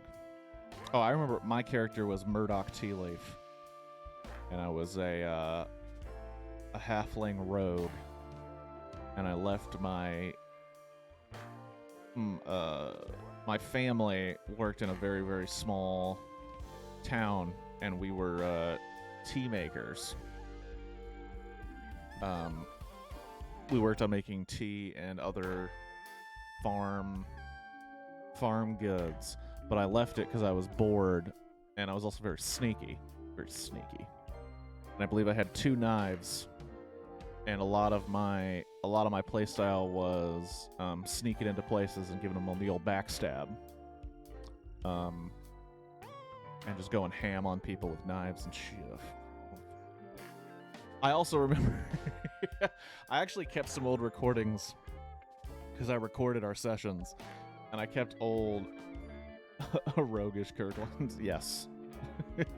And I also remember very specifically 2 things come to mind. I remember very specifically we had an interrogation of a goblin, and one member of our crew was very sympathetic, and me and another guy were just like, no, we're gonna kill this guy when we're done. Like, this thing is giving us information, and then we are murdering it because it tried to kill us a second ago. But we need some info on the big bad. And they were like, no, it's just he's a victim of circumstance. And it was like, no, we're gonna kill this dude. And then another time when the DM was trying. This is how you know that I think about things too much. The DM was attempting to get me to flirt with a woman that we saved from a dungeon. And he was trying really hard. And he was like, well, she's kind of giving you the eye. I was like, and I think I directly said to the DM, I was like, Ben, this woman has been chained up by monsters for years. Next to her child. Her child is next to her. She is experiencing an elation of being freed. She doesn't know what she wants. I'm not going to take advantage of this woman in front of her child. We're going to take her back home. We're going to make sure she's safe. And then we're going to go collect our reward for freeing her and dealing with this band. I think it was goblins in a cave on the outskirts of town. And I remember he got so upset. And then we took her all the way home, and we walked her to her room, and she's like, are you sure you don't want to come in? I was like, I think it'd be a good idea for you to get a good night's sleep in your bed and take care of your son. And then I closed the door, and he's like, man, you're screwing it up. And I was like, dude, like, what does it say about me to do what you're suggesting? What does that say about my character? I have a little integrity, okay? And that is not the nickname for my gear. Like, I'm not gonna, like, what does that say about what we're doing here? If we just spent a good amount of time really fumbling through this cave. Like, we were doing a terrible job. We find this woman, we save her. You can't embed 100% required plot points in NPCs. Rule number 1. Well, I don't think it was a plot point. I think he was just trying to get something out of me to get me to do something. And I'm like, dude, come on. It sounds like it was playing just to get you to do sexual roleplay. It's possible, Felix. It's very possible. But it was so, yeah. Yeah. I do remember it took us an hour to cross a hallway because the hallway was trapped and we kept falling into it every single time we tried to get over the trap. But I've always been on the lookout for 3.5e game, so I can try out the Locate City nuke build, which is gross enough. I think he was. I've only ever. I think we played.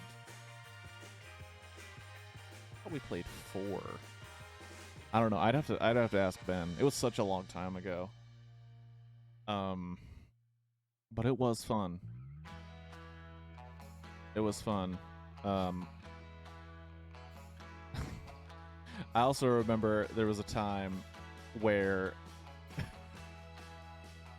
and it's so hilarious because this will happen in any role-playing game that you play. It happened in the one that I ran. Because what I tried to do, especially when I got to the second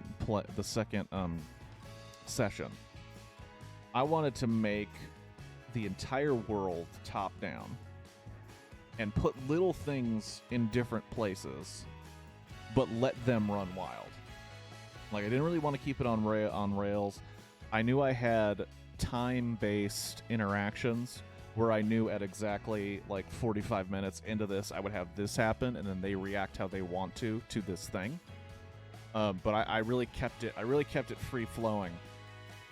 But I remember when I was playing in the D&D campaign, we were in this cave, and the dungeon master mentioned,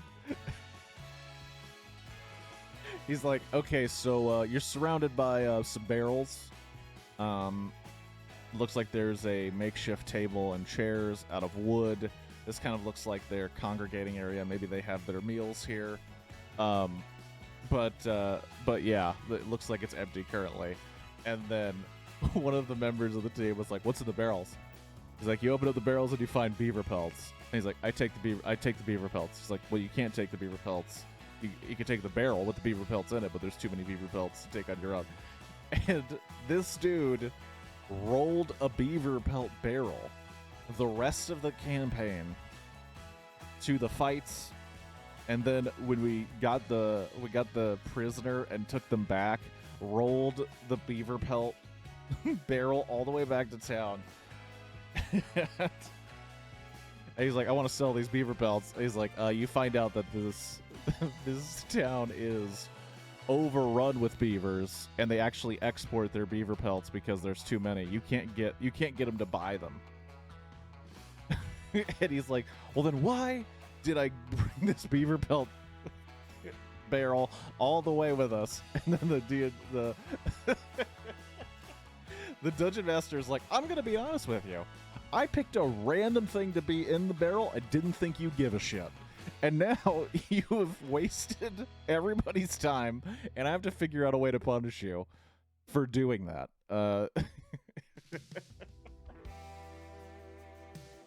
Sounds like he played too many MMOs and had the anything in a barrel crate must be looted mindset. It was also great because it was very clear, like, what's in there? Oh, some beaver pelts. He's like, "I take the beaver pelts." "Well, you can't take them. There's too many." He's like, "Okay, I roll the barrel." He's like, "What's in the other barrels?" Like, "More beaver pelts." He's like, "Okay, I take a barrel of beaver pelts." And you could just see it on his face. It's like, this isn't going to work out for you. Like, you could take all the beaver pelts you want. It's not going to work out for you. But yeah, those moments are great. The same thing happened. That same thing happened to me when I did my Fate game. And the kids went into the facility, and I was like, "Okay, so you have a long hallway. There's 2 doors on one side of the hallway. There are 3 doors on the other side of the hallway, and there's a big set of double doors at the end that and the big doors seem to be made of metal. And you cannot tell if it's locked, but it seems like a door that would be locked." And they start going through the doors, and one of them's a records room, and one guy, his big character trait is like he has like an unending thirst for knowledge, and he has to know everything about anything he can. So he's like, "I go to that records room and I start reading." And I was like, "Okay, well, roll for perception." And he rolled really high, and I was like, "Okay, you start reading." And then I was like, you hear a loud crash in this other room because people were fighting. And he's like, still raiding. And I was like, okay, you discover this. And then I would come back to the other players. And he just stayed in that fucking room when all this shit was happening. And then it got to the point where it had to progress. So it's like the big double doors. There's a huge pounding at the big double doors, and you see them bowing inward towards you. And he's like, I'm still raiding. And I was like, I remember thinking, I was like, you're going to have to come out of there. And then it got to a point where I was like, you start to find files that are blacked out almost entirely. And then he got the message to leave. Oh, fuck. Now I want to do role-playing games, and it's all your fault! They're fun, man. So fun D&D thing, the Sorcerer class in 3.5 and 5e lets you apply meta magic to your spells to alter them. That's kind of dope. Well, in 5e, meta magic would also let you upcast spells by a certain level, so you would add a fuck ton of damage dependent on the range and the size of the spell you choose. And that's the thing, what I enjoyed about the Fate system, and guess what the location city. Oh my goodness. Yeah, I'd have to get back into those books and such. What I did enjoy about the Fate system was it was very clearly like, here is the most basic rudimentary attack system, defense system, movement system, and then put whatever you want on top of it. So my plan for the game that we were doing, that are far more RP based, like the system I was doing was, and I worked really hard with the people playing to kind of establish like what their roles would be in any situation. Like, okay, so there's somebody who is mechanical. Like, okay, this person can work on anything that's machine-based, machine-oriented. This person is obviously a good hand-to-hand fighter.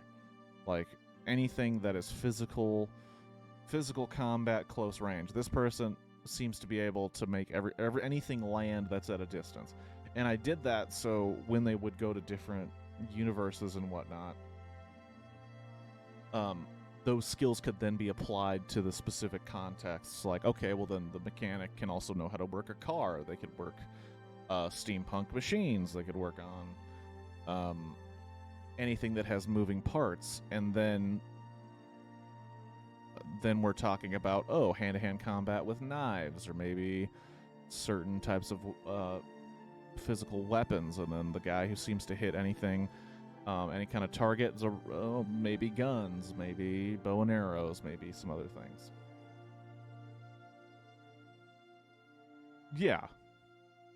Yeah, like it's, and one guy was like, he's like, I seem to just know things.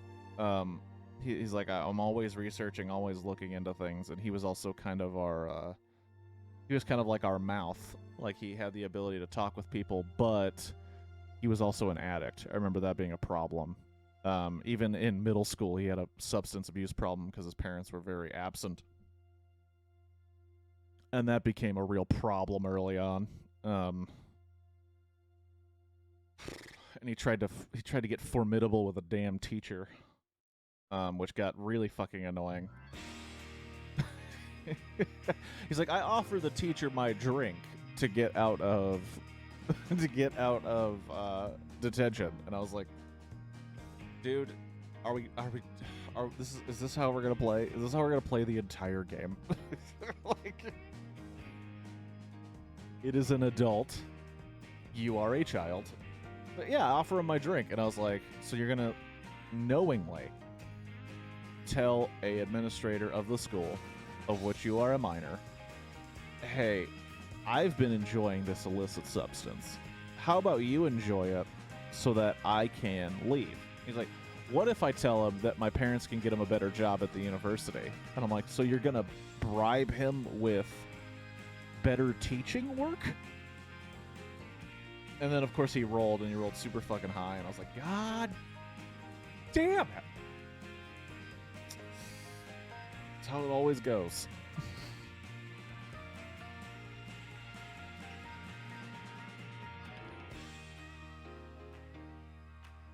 Well, what's annoying is to him, he's like, I am in character. I think of myself as an adult, and I think of everything, I think of school as kind of a waste of time because I'm highly intelligent, and I already kind of live on my own. And I'm like, yeah, I get that, but a teacher is also going to respond to you like a child. And he's like, well, we'll roll the dice. And of course, I think he got a 19, and I was like, God. And then what? Oh my gosh. Yeah, he was just trying to go. He was just trying to hit on it hard. And I remember another guy. He was kind of a roguish figure, and he's like, I just can't help but steal something. I think I can see an opportunity. And they went to like a 7-Eleven, and he ended up robbing that place blind. Remember, he's like, I'm leaving with gum. I'm leaving with 2 hot dogs. I'm leaving with some money out of the tip jar. He got out of there. He got out of there with so much gain. Oh man, it's fun. It is such a fun thing to do, and that's kind of why I got into the idea of the King's Dilemma, because it feels like you could do the RP, but there's not. It's all very political and weird. But yeah, would you consider running a fake game again? I'd consider it. I'd consider it as a possibility. It's really, really, really basic. Like it's I think it was made almost as kind of like, is D&D too hard? Do you not have the time to figure out how to do this? Well, learn Fate. It'll take 1/4 of the time, and when people want to improvise, it's still fun. Like instead of like D&D, it's like, is Fate the one with luck dice? No. I think it's just straight up. It's straight dice. I think it's 6-sided. Like, I think they really dumb it down to, like, almost everything is divisible by 10, and all of the dice rolls are in 6-sided die, so you don't have to get a bunch of different kinds of die. Nothing wrong with a simplified system, especially if your main concern is just telling a story. And I tried. And I remember working so hard to put in references to things. Like, there was a lot of references to Back to the Future. Futurama. I'm trying to remember. Like, I tried to make it, and I wanted to make it, I wanted to do this, like, different universe thing, because I remember thinking, like, I don't want to get them involved in something where then if it's not working, we can't pivot. Because I do remember, like, the first thing I did was they go into this facility. Turns out the facility's out of control. They then get sucked into this thing. It brings them to kind of this almost like a 2001: A Space Odyssey dream sequence where there's just a very, very attractive man in a suit. Very Half-Life G-Man type inspiration. And he flips a coin, and I flipped a coin. And then it snapped them to one of 2 different locations that I built. And one was anthropomorphized. Oh, this might actually be something you would be interested in, Felix, now that I think about it. It was anthropomorphized animal-human hybrids, very Dr. Moreau. But they were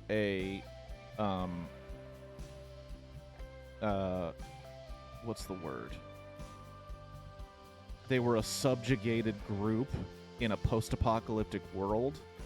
So these animal hybrids were basically like living in the bombed out remains of a post like Fallout society, but they were getting constantly subjugated by humans. And all the characters of the game were turned into human animal hybrids except for one of them.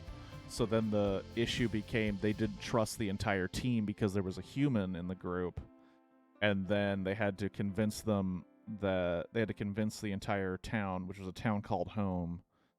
They had to convince them that the human wasn't a bad guy. But we established with that character, God, I spent so much time. We established with that character that they were an orphan, and they had a dark aura about them that nobody could put their finger on, and that animals really didn't like him, and were always like kind of like defensive and growling or barking at him or hissing at him. And we were going to reveal eventually that he is literally the son of death itself. And that he has these dark things about himself that he doesn't understand. We were going to reveal that like 8 to 10 sessions in. But it was going to be used against him in this universe because animals had this innate distrust of him. And that's why he didn't turn into an animal-human hybrid. So much work. And it was all because, and no joke, it was all because when we started to do the research. Also, thank you for watching. I feel like this is, like, I don't know why anyone would find this entertaining at this point. Or interesting. But the only reason we did this world was because in the books for Fate, they have, like, artwork as kind of examples of what you can do. Like, oh, cyberpunk. Oh, 1920 Chicago. Oh, magic. Oh, like, modern kind of magical realism, stuff like that. And one of the art pieces was a giant Himalayan hamster. It was like a giant hamster man with like a big belly and very like traditional robes. I was gonna say of the Himalayas. I forgot where the Himalayas are. It was a very like funny, it was a very like cool looking art. And one of the players yeah, it's true. We're not playing Prey today, I can tell. If we do, it'll be for 20 minutes, then I'm going to turn it off. Sorry, everybody.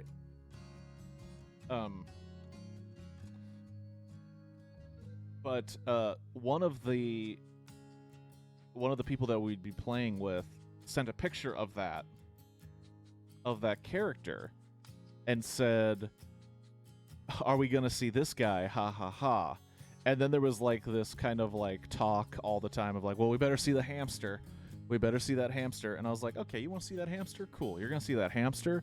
You're also going to see all these other creatures that are mixtures of animals and humans.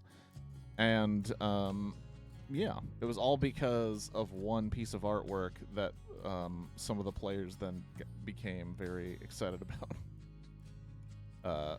The other world was going to be 1920s gangster story, where they were going to be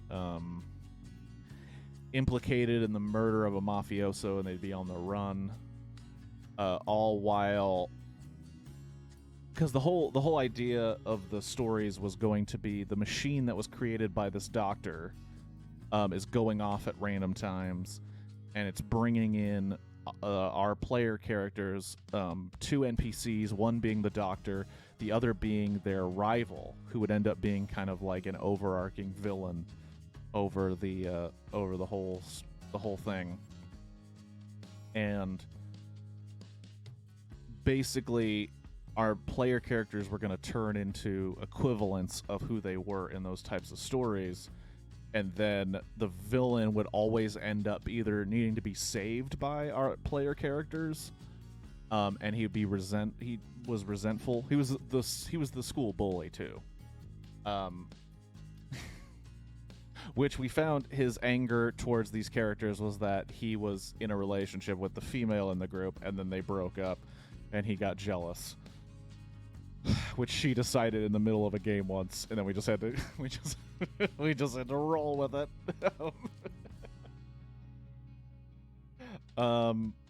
She also seemed to always have cats on her, and I don't know where she was producing these cats. But anyway, and I remember both stories were going to be kind of the same idea, where the Doctor would be captured by the adversaries, whether it be gangsters or the humans in this post-apocalyptic world, and the Doctor would be trying to convince them that he can figure out a way to solve their problems, whether it be the issues of resources in the post-apocalypse. In the 20s gangster movie, it was going to be to create some type of drug.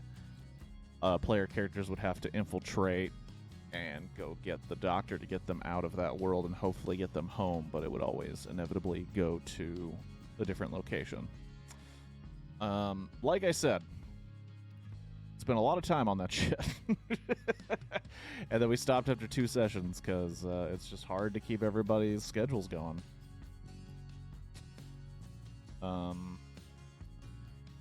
That was back when I was doing a podcast with 2 of the guys I was playing with.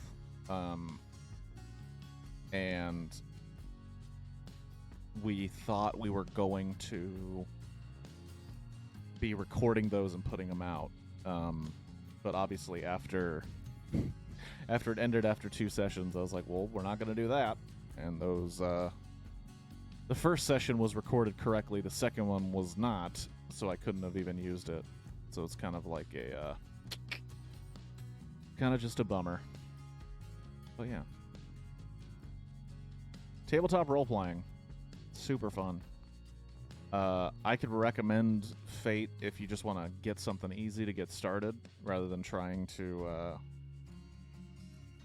roll for characters that might end up being shitty at everything. Because I understand D&D system, you can kind of do like a general skills amount to the different skills you think will aid you, or you can roll them and then apply the rolls to whichever skills you think are best. But I also know that if you get real shitty rolls everywhere, you might just throw away that character and start over. And that's what always worried me. People get, what I've noticed in my, I'll use my I statements, what I have noticed, people get really attached to their characters. They really get attached to the idea of how their characters look.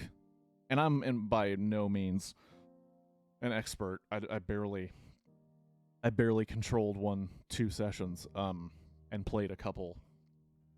But like, people get really attached to what they think their character is.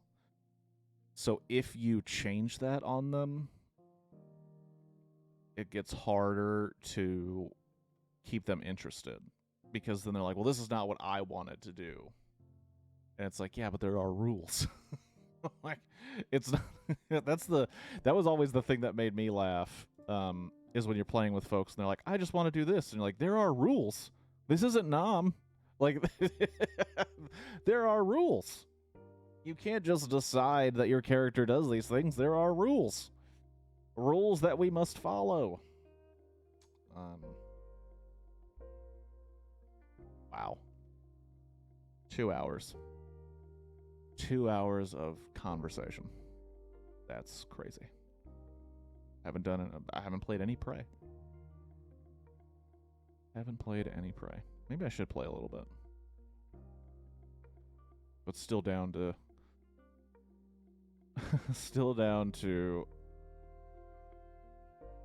talk about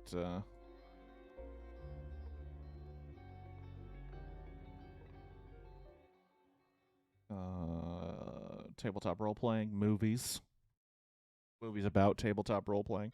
I haven't seen Dungeons & Dragons, but everything I've heard is that it's good.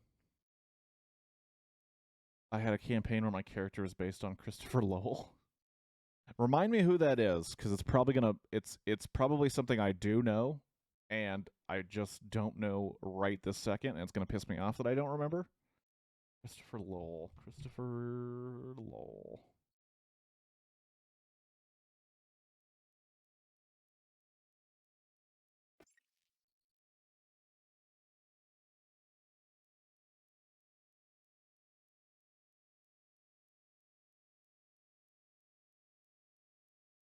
A very flamboyant interior. Oh shit, this guy. Yeah, I know who you're talking about. Okay, that's funny. Why not?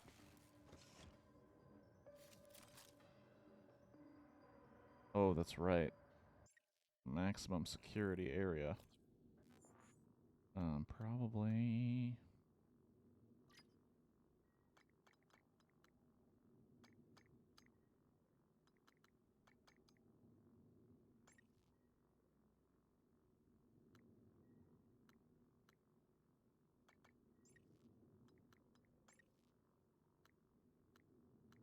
Gosh, it requires gunsmith.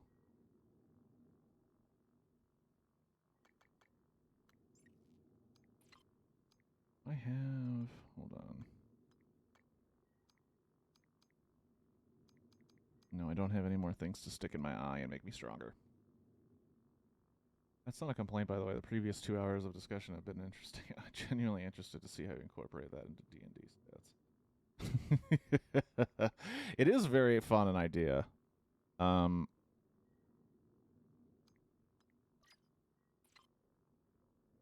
uh,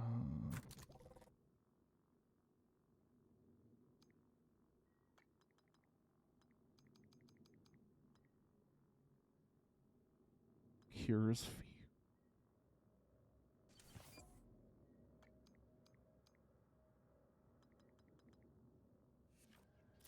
As you probably saw during Nerd Flotilla, I always try to max out the ordinary pistol in every game I can. Well, the thing I'm noticing about this game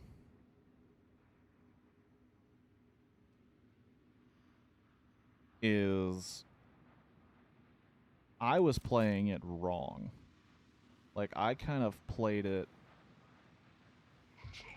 like a standard shooter, but you really have to get a little more creative.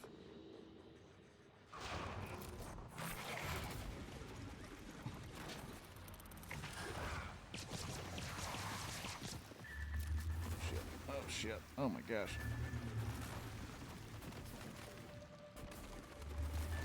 God damn. And I died, right? No, I didn't. Oh shit. The only D&D movie for me is Jeremy Irons and Marlon Wayans. As it should.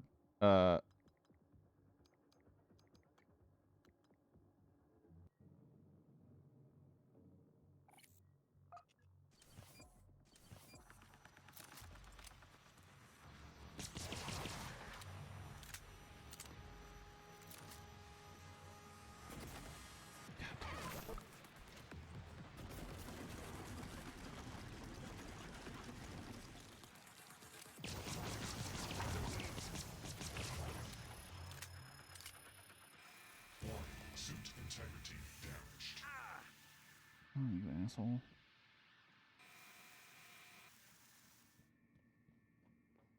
Yeah. Starting to remember that it's been a while since I played this, so I'm not really up to speed.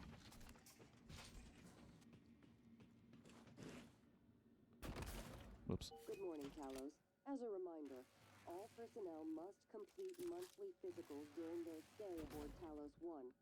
Dr. DeVries promises to make them as quick and painless as possible.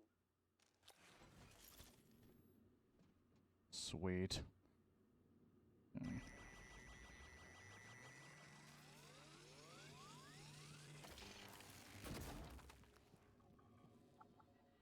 I need repair too, do I? Oh good, the dogs are barking. The Villain game is considered a prime example of emergent gameplay. I remember me and my brother wanted to make a campaign where all of our characters are based off actors and actresses. Well, it's like I remember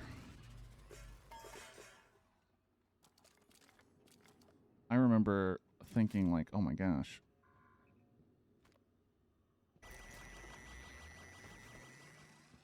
Get out of there.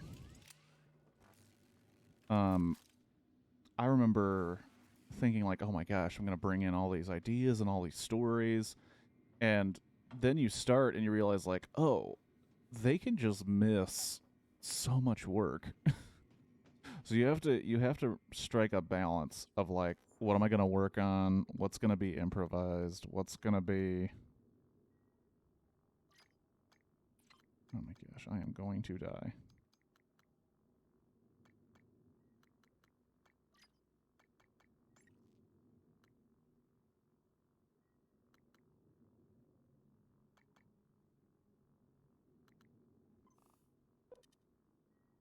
Hmm. You're probably thinking smart, dude, by just upgrading this stuff. You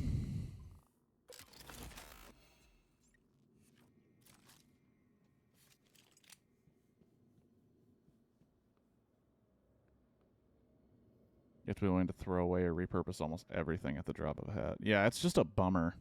Like, you know it's going to happen, especially after the first one you do. You're like, huh, well, I guess.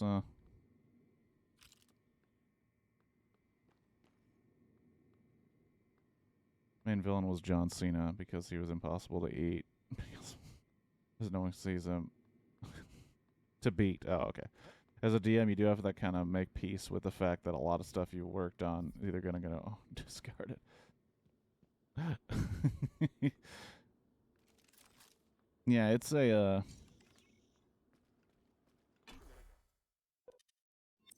I thought I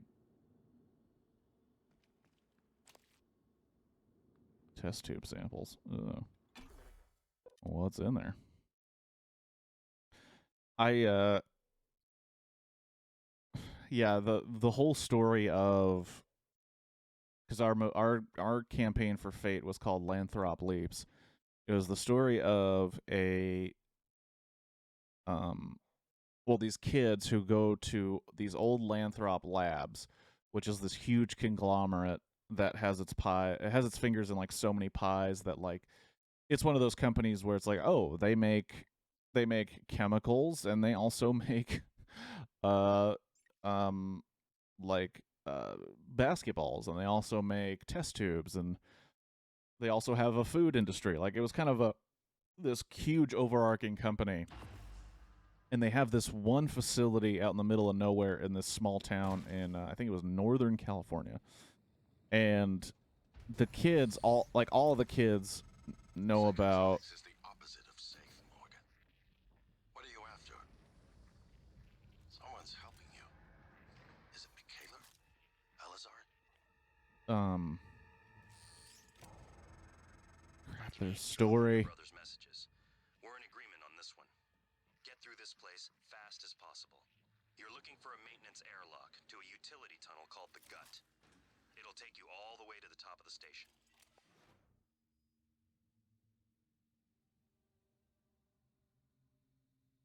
doing?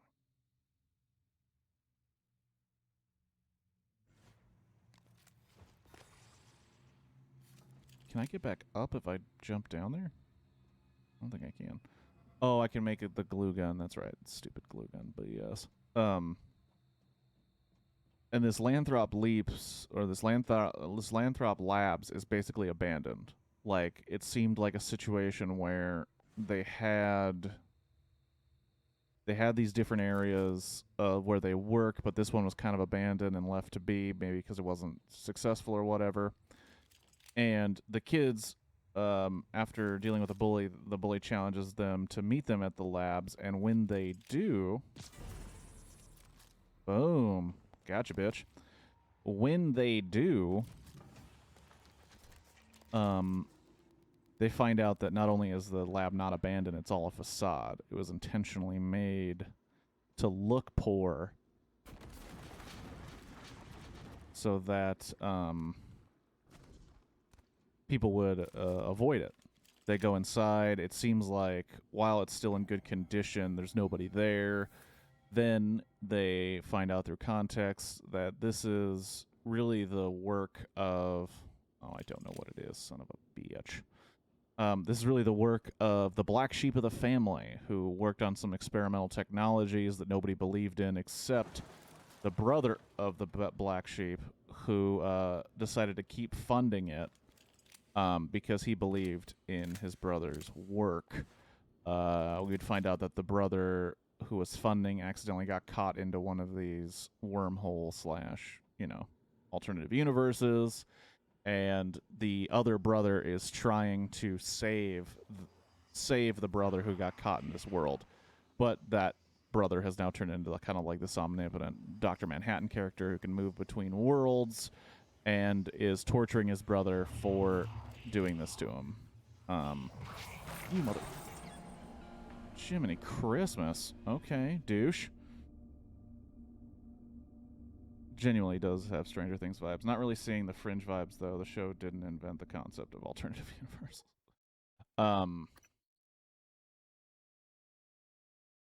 But yeah, it was gonna be about these two brothers. One brother trying to get the forgiveness of the brother that he wronged, and all this other stuff. I think it was gonna be pretty dope, but it ended as it ended.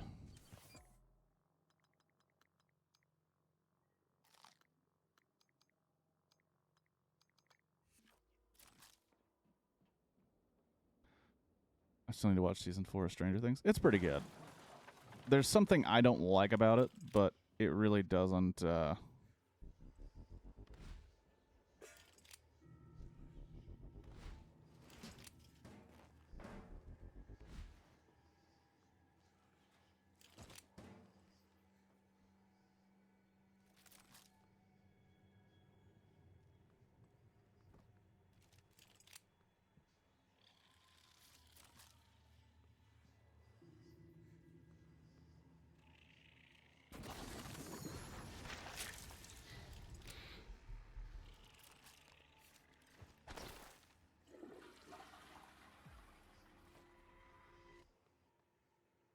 I forgot who my character was based off, but I'm almost certain my brother was based off Ryan Reynolds or Johnny Depp, or both.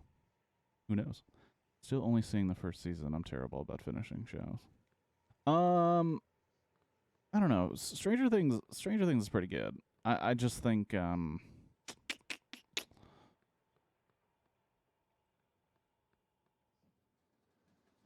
think parts of it are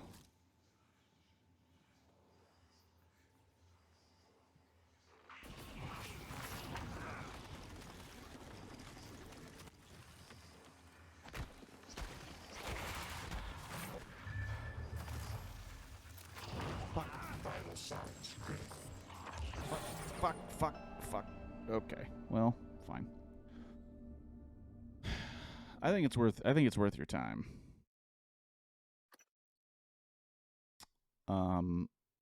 I just think I think it's made some decisions. Freeze it and run, I guess. Well, that's that's cheap. I gave up after the second season. I realized their ideas ran dry halfway through the first season. Well, I do think, because someone said something about Stranger Things that I did not realize, and then once they said it, it kind of opened my eyes a wee little bit. And someone said, watch Stranger Things and count how many times a conversation doesn't end with an argument or yelling. And I was like, well, that can't be every conversation. And then you watch it and you're like, oh yeah, it is. Every single conversation basically happens the same way.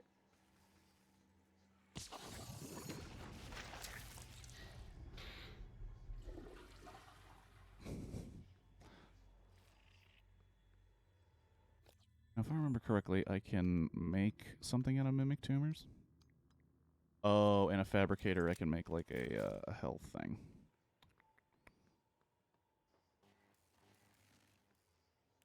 There we go. I was like, what is the light again? That's how long it's been. I forgot what the light was. Well, since I always die going that way, what if I go down? Boom. Already paying dividends.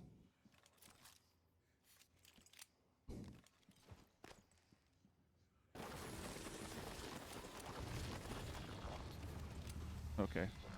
That's a problem and a half.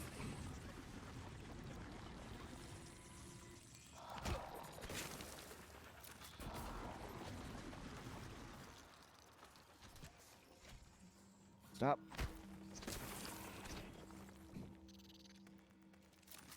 Stop. Oh, there you are. No.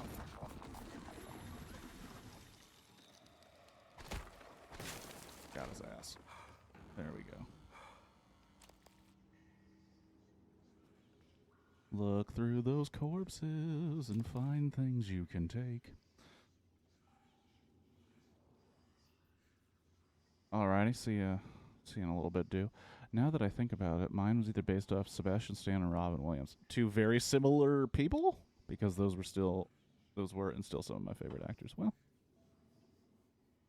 of course, I need to have super strong muscles to get through that stiff.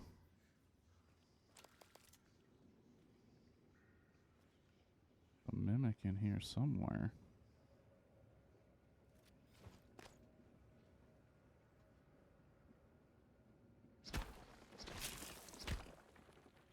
Made that easy.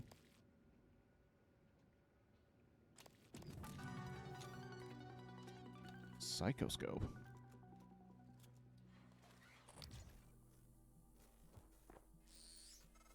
What the hell is this? The psychoscope was a breakthrough. Apart from neuromods, it's the most important tech on Talos 1. Use it to scan the Typhon organisms if you want to learn what makes them tick. You invented it, by the way. Holy crap. An important piece of tech that I did not have. If I find my own character sheet, I'll post it on the Discord. Hell yeah. I have all my Fate stuff somewhere. I know I have it in like a little notebook somewhere. It'll take me forever to find it, but I'm pretty sure it's somewhere in here. Okay. So I killed that thing. Well, that's a bummer for me. I guess I will have to use that on my allows detection of hidden mimics. Oh shit. Well, that's dope. Chipsets.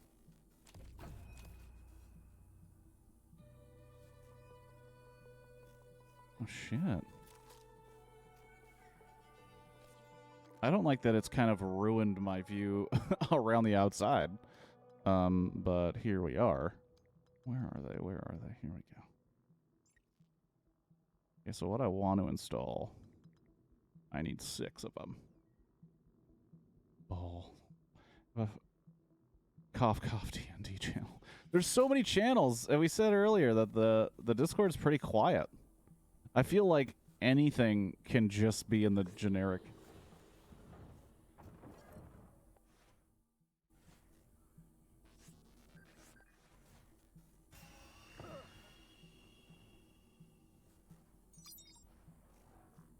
Oh, wow. So they give you something that can show them. Okay. That's helpful.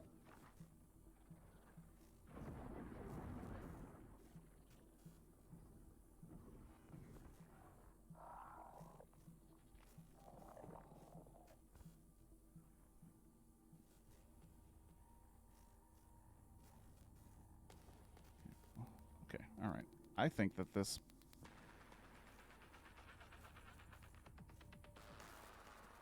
I feel like this thing is kind of shitty. Because while it's helping me out, I feel like I cannot see effectively at all.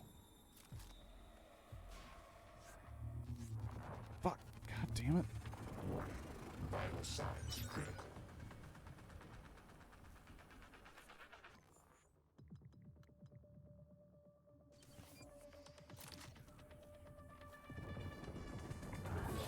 Integrity damaged.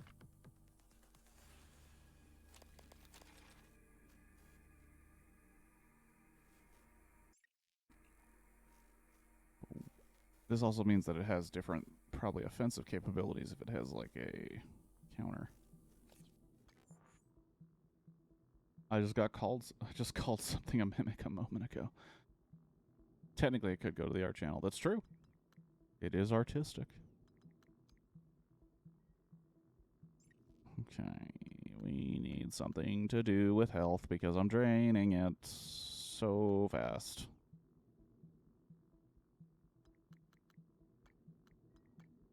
because I'm not very good at the game.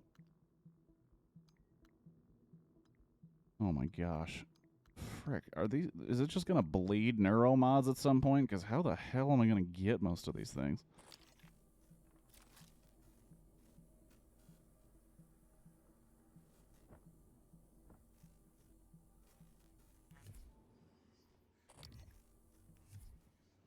Oh, okay.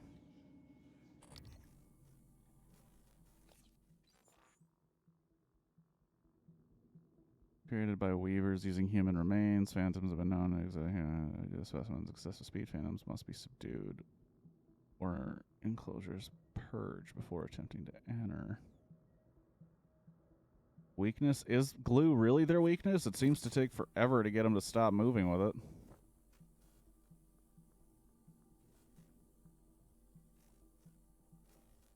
Psychoscope required beyond this point. Oh, good thing I have one.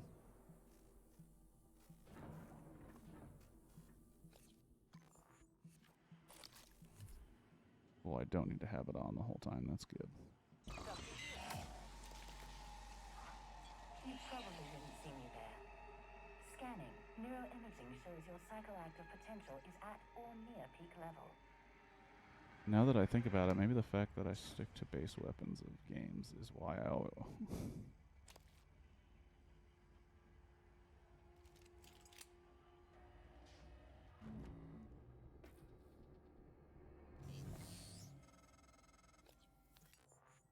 Morgan, I know I can't make you stay put, but you're gonna die down there if you don't listen to me. You need to calibrate your psychoscope. Try scanning the Typhon specimens around you.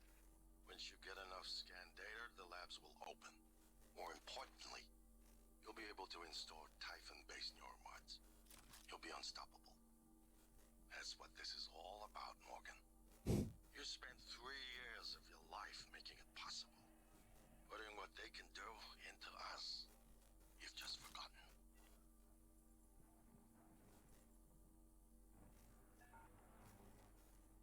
Okay, well, fine. I don't need a key card because I can just... Can I not use the wrench when that thing's on? Oh, I can't change weapons when I'm wearing this thing?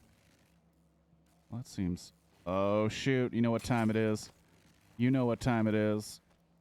Fuck those mugs.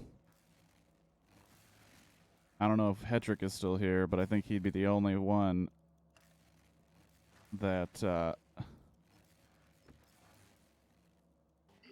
were the monsters all along. Oh, motherfucker! Where are you at? Oh, that thing's fast.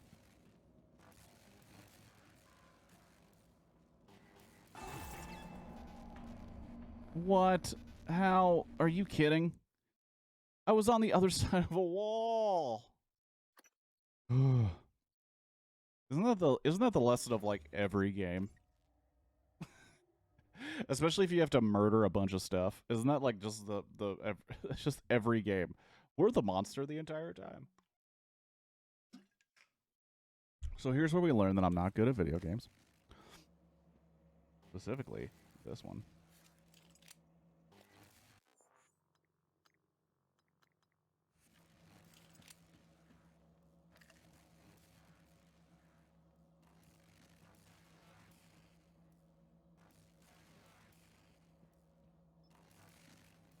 Started to fabricate something, and then it came out.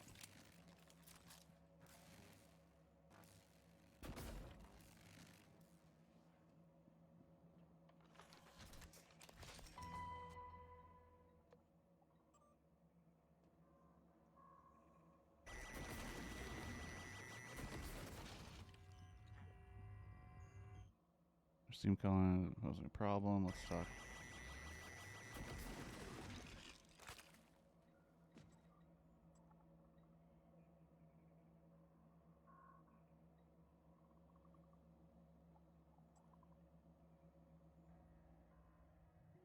Her fingers could not be recovered? Oh, that's nice.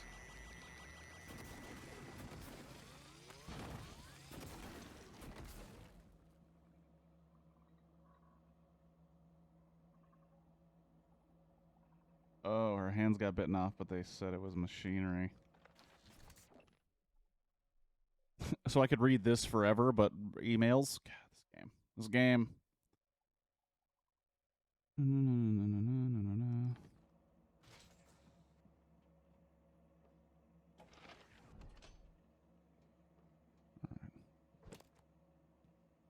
But this also means that I could do this again. Fuck your mugs. Fuck mugs. Sick of the mugs. Too many mugs. How much coffee is everybody drinking? We need this many mugs.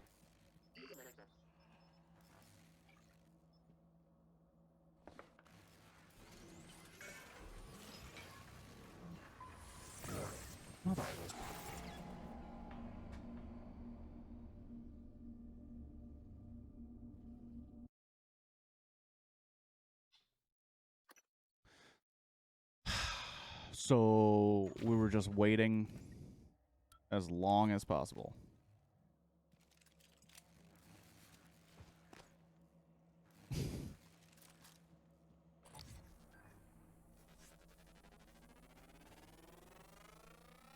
Scan complete. More specimens required.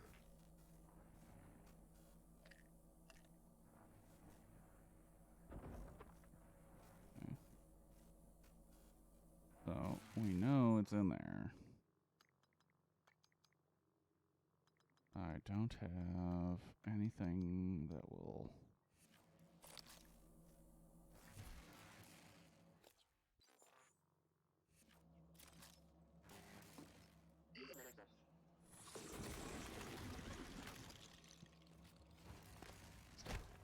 Asshole. I knew it was you and then forgot right when I started. Like an idiot.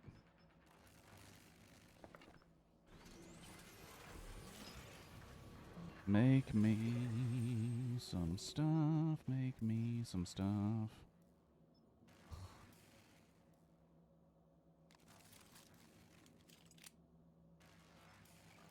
Might as well make me some bullets. Too many mugs. Damn. A lot of turnips.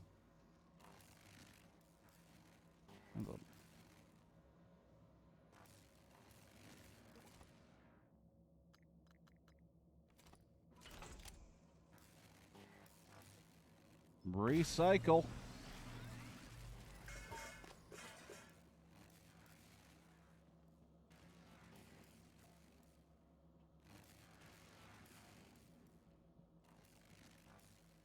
And soul mind.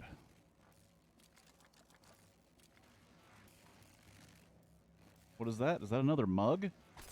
Done with mugs. Too many mugs out there.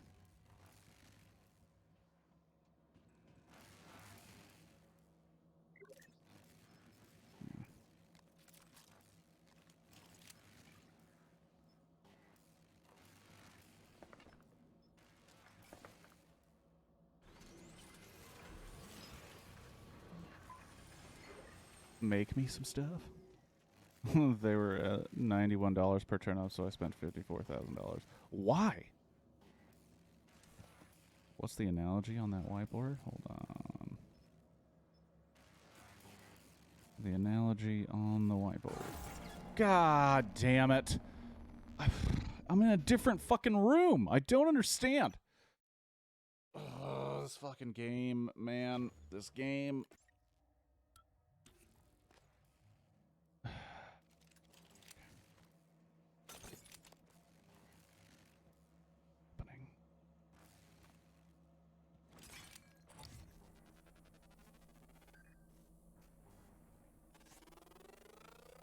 Scan complete. More specimens required.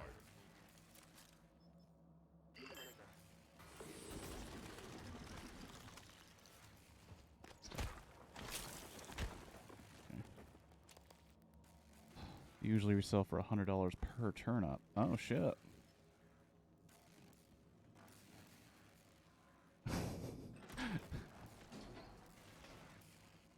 So we know why you're going to turn up. Puns. Fuck the mug. Okay. Greek term, all, everything, whole, soul, mind, energy, matter, PSI, consciousness.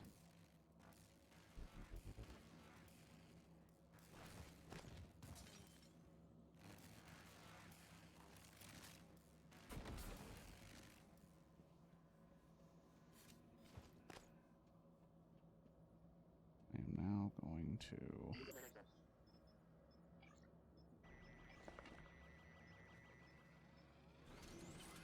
Now I'm going to make some med kits. I'm actually going to use them.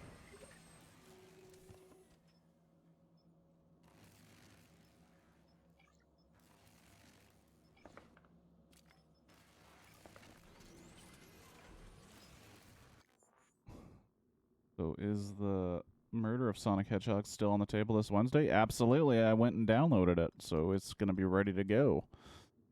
This Wednesday, it's going to be the murder of Sonic the Hedgehog. God damn it.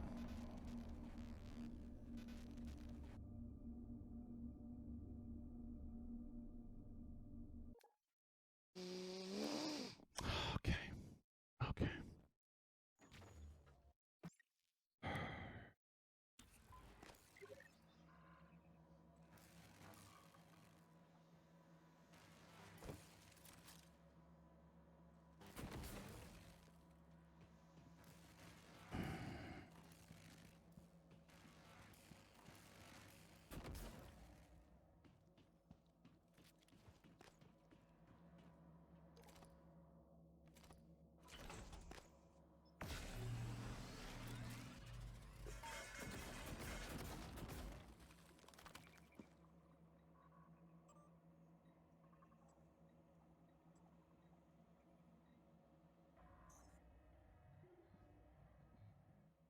Oh, cool.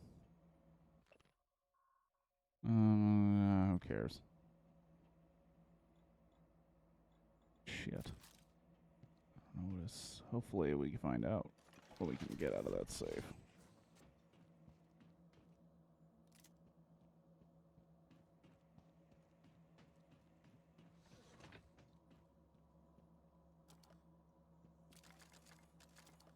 Okay. We're going to take that. We're going to go over here. We're going to get another med kit. We're going to fucking use the med kit. And then we're going to go through that little crawl space so I don't ever have to go that way.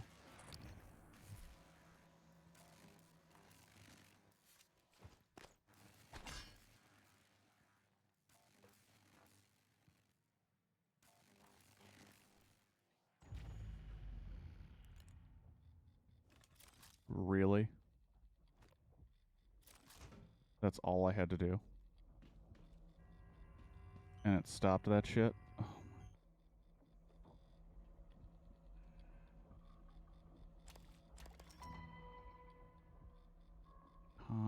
Hans's cabin, but I don't have a safe. Maybe I'll find the safe code in his cabin. Wait, look at that. He put a ring on his own desk. Why? Mugs. Hopefully it'll age you less than this one is.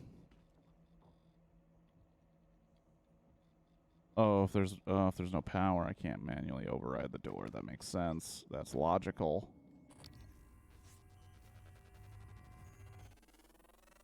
There's a phantom in there? Typhon ability research, kinetic blast. Oh. So I can learn their abilities and become like one of them.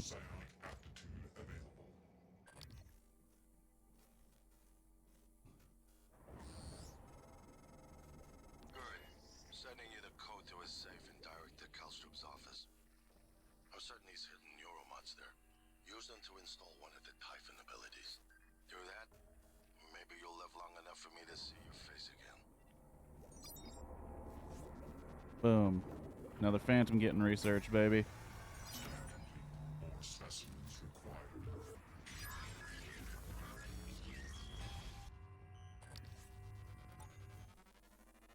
Why would I research the science operator? Is it going to hurt me? Search complete.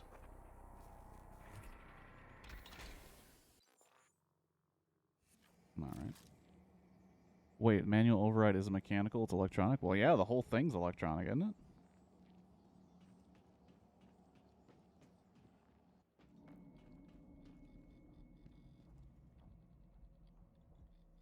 Four. Nope. Nope. That's wrong. 4509.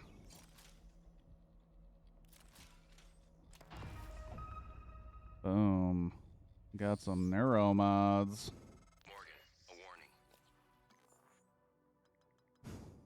I don't listen to warnings from artificial intelligence that tends to be correct.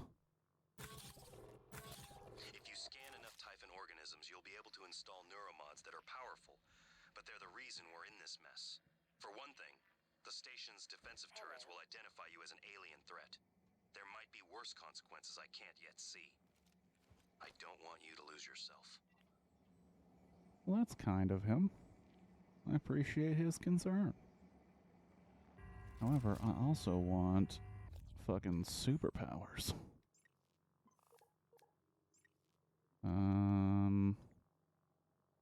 Kinetic blast creates a physical blast that deals up to 50 damage and pushes away. Oh, shit.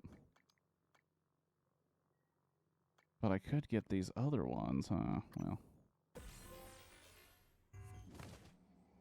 So it's, yeah, it's Bioshock. Don't go ML, and there's probably an ending. How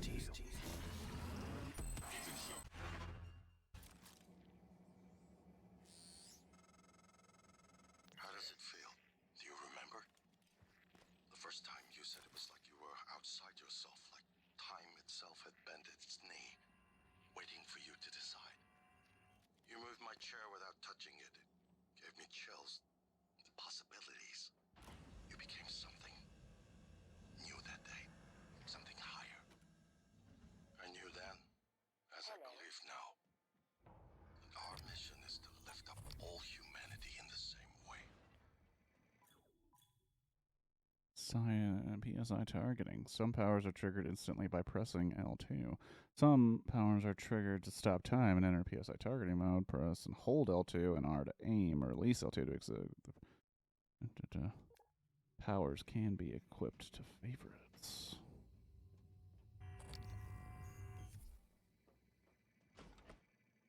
Dr. Yu.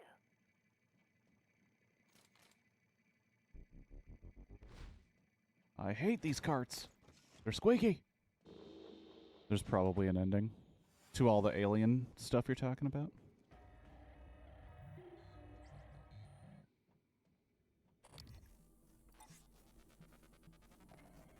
Oh, there's a mimic there, is there?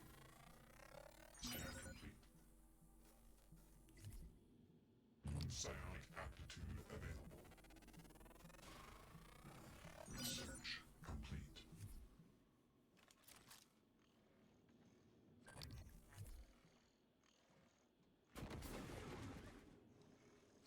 Scanning target. Insufficient. I don't understand how that happened, but okay. It is what it is.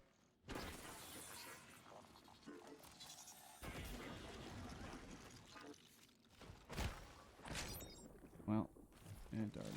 Ah, fuck!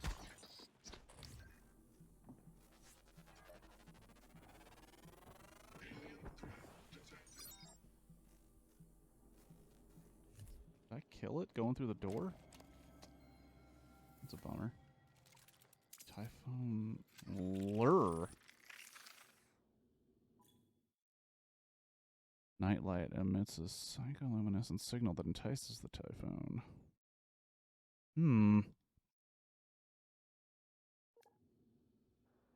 It is interesting, because oh, shit.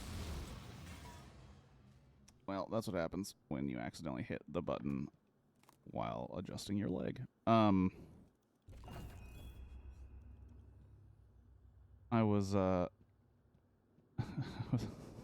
guess I destroyed those mugs, huh? I was saying it's interesting how basically the way this game works with me. Okay, never mind. The Typhoon mods don't alter the ending.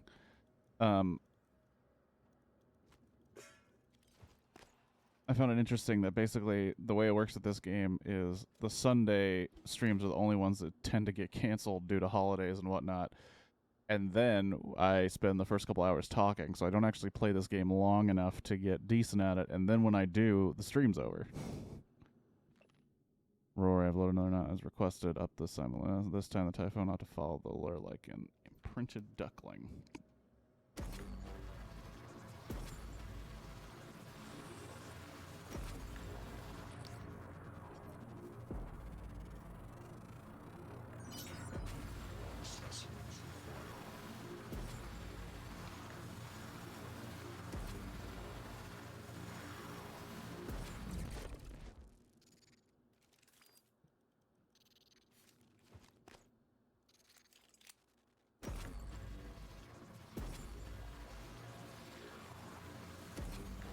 Here? No, I can't. So I can't do anything to that one. Sounds good. What does the note say?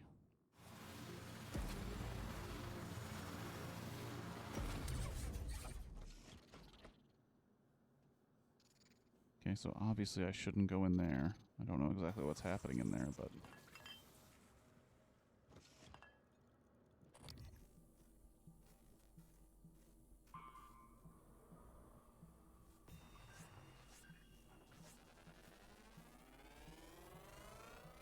Scan complete. More specimens required.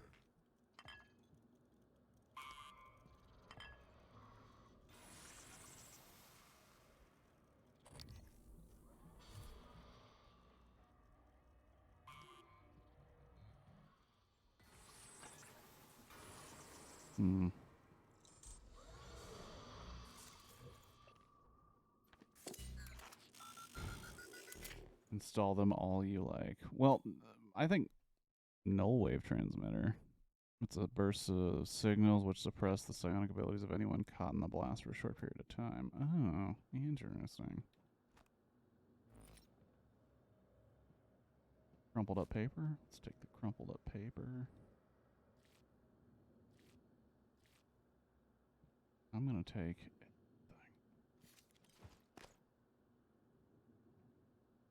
Transmutation. So, oh, it's the science operator. I was like, we got movement out here. We got bogeys in the wire.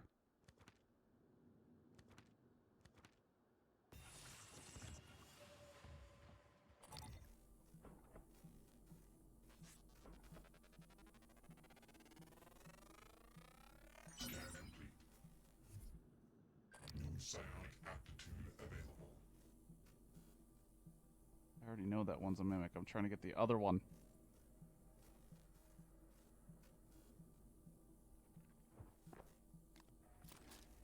Okay, let's do this then.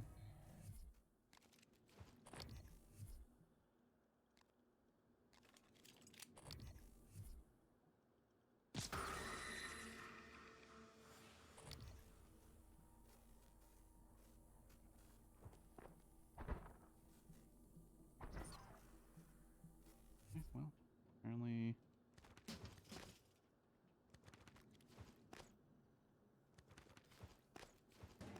Gonna take all these notes so I can turn it into different kinds of trash later.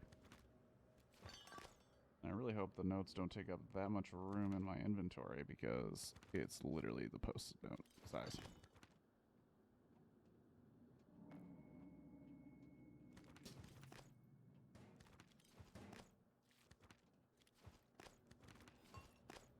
Oh, that's a mug. Done with mugs. Sick of them. Ah, you bitch!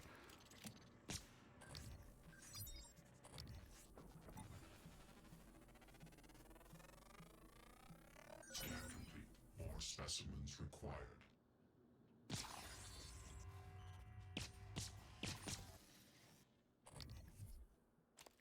Dr. Yu. Someone just say Dr. Yu?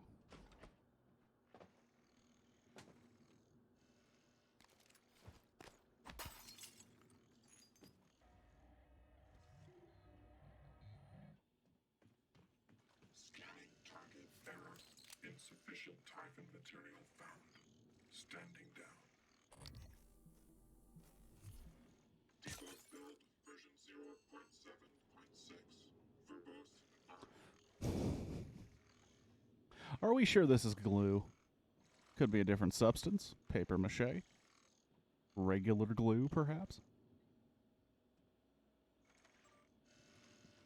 Suicide Watch update. Also, does anyone notice what's happening to my gun?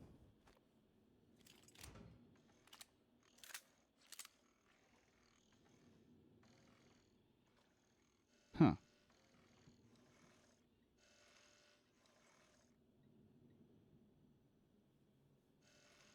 Oh, what's happening, Lizzie? How are you? Not to say you missed out, but we had a long discussion about movies and tabletop RPGs before I started playing this game that I'm not very good at.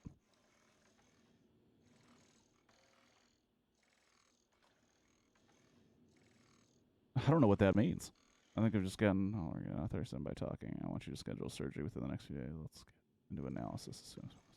What is that? And neck fail, I don't know what that means.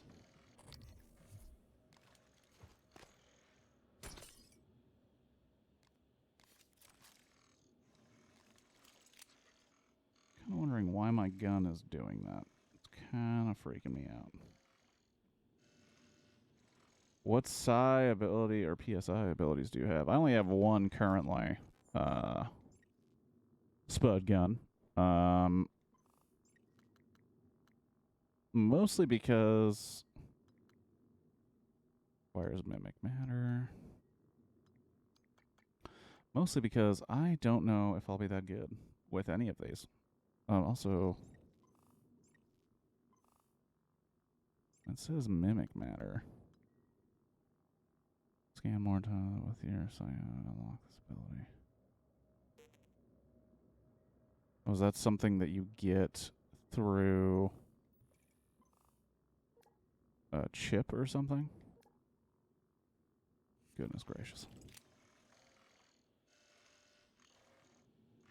Okay, I would suggest Phantom Genesis.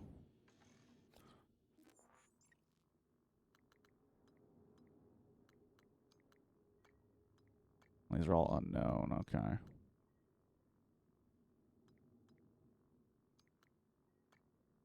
Camouflage yourself by taking the form of a nearby object. Wait, I can literally take the form of an object? You need to scan a weaver. Oh, okay. I don't think I have seen any weavers yet.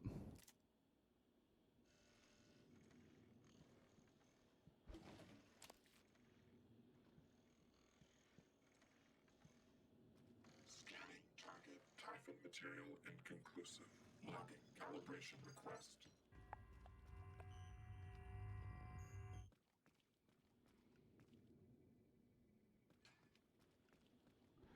So one near labs A and B.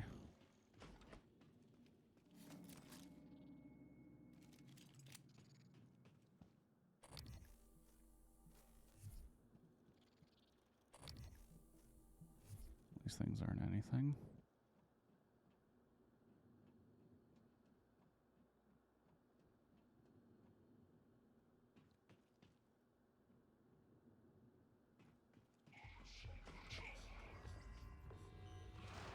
Oh, shit.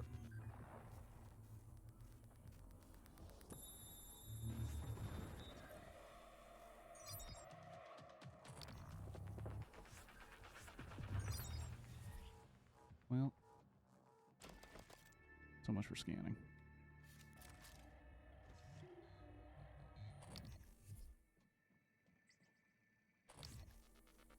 Let's... There's one near labs A and B. Scan complete. That's an ice chest. New psionic aptitude available. Labs B.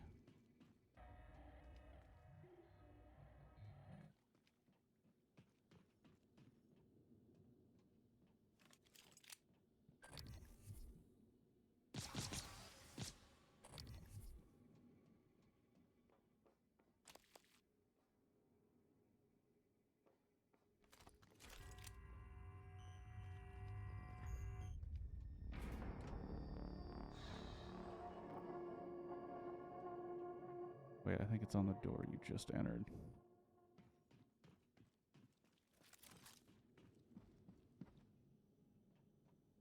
You never went into the yellow room to see if it kills you. No, I did not. I assume so. This door? Because I can't get in. In light of what we now know the Typhon are capable of, and not capable of, it seems prudent to revisit the Project Cobalt material. Igor, neuromods can already adapt Typhon material to the human mind. There's no reason in principle the reverse wouldn't work. Say you managed to insert human neurons into a Typhon. How will you know it was successful? The new neural structure would need to mature over a series of actual experiences. Or simulated ones. What? Simulate the experiences. Calvino. He has... Right, okay, look, it's fascinating, but let's focus on what we know is working. I don't want anyone devoting resources to this. Okay, I assume that would open the door, and I am wrong. Well, we live and we learn. Alrighty, see you in a bit. Hold on, I'm bad at directions. That's okay, Spud Gun. I'm bad at this game. Scanning target Typhon material I inconclusive. wasted 2 Nerf darts on that.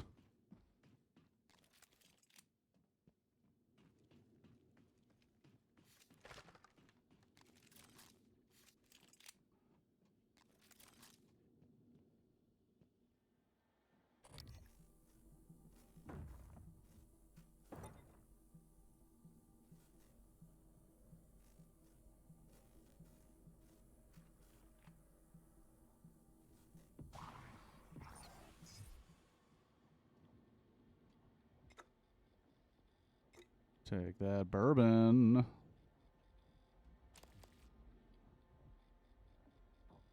I've used the bowcaster a couple of times. One thing you need to know about this stream, Spud Gun. I hate mugs. Fuck mugs. We're done with mugs. We're sick of it.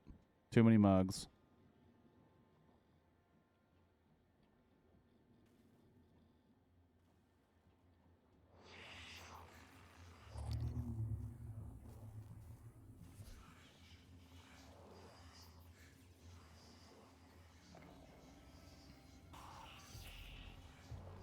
Aha!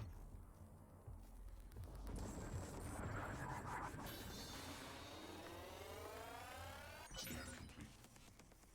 Kinetic Blast 2 available. Psionic aptitude available.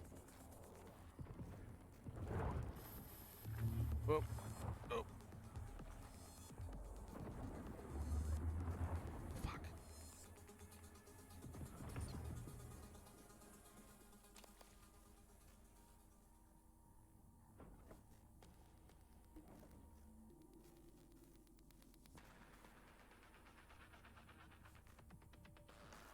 Requesting new operator. Throw a recycler. Oh yeah, I forgot about recycle. Transfer pyramid. I know where you can get a shotgun. That would be excellent. Diagnosing. Oh my. Acute radiation syndrome. I'll have you feeling better soon. There. All better. Thanks, Please dog. fill out a patient experience questionnaire so I can serve you better next time.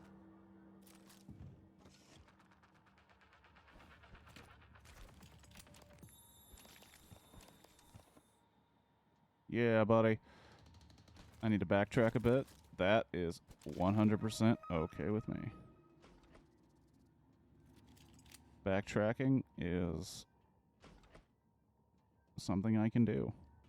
Okay, so the first thing I need to do is I need to get back downstairs, which... No, motherfucker! Ow! Suit integrity damaged. Come on. Come on. Asshole.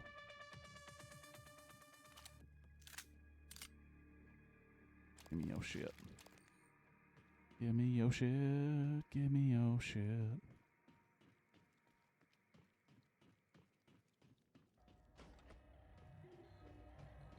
Okay. Backtracking. Dr. Yu. Hello, Dr. Yu. Take a good happening on Talos 1 started here. You were so driven in the beginning. My mistake was agreeing to put you at the center of the tests. That's when What you began in to the drift fuck away is from that scary shit? Never mind, I'm going the right way.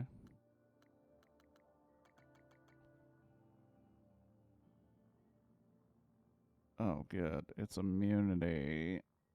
Its weaknesses are things I've never used. We're close to understanding what they're after. What they're Oh, building. Just need a little more time. that is an ugly son of a bee. Don't like him. Phantom time? What is it? Wait, what does that mean? We about to hang out with some phantoms? You motherfuckers.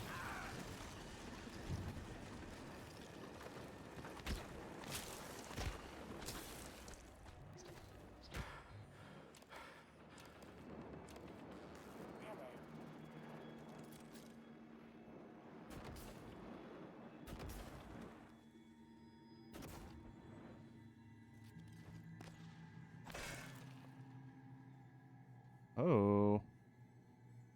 Get ready to fight. Oh my gosh, I'm terrible at fighting. I'm much better at just exploring. Is the shotgun near? Oh, Spud gun.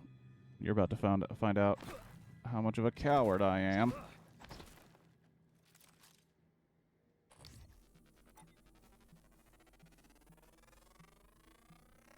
Research complete.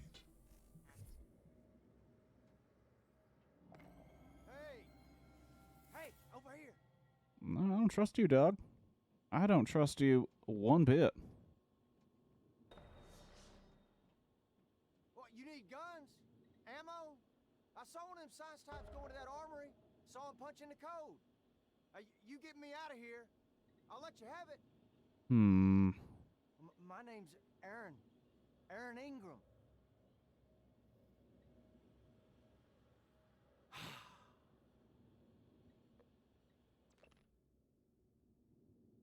Human trafficking, kidnapping, solicitation of a minor. Okay, well, Hey.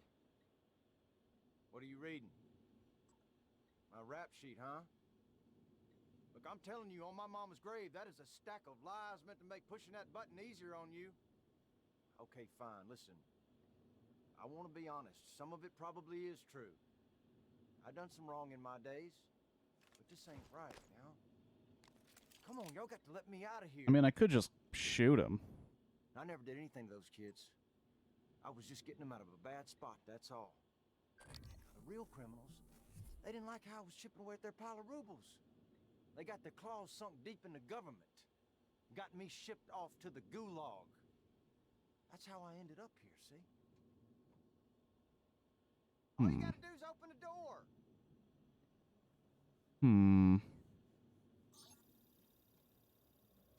I have a gun on you, dog. I do not have a problem using it. That's what I'm talking about. Some human decency, friend.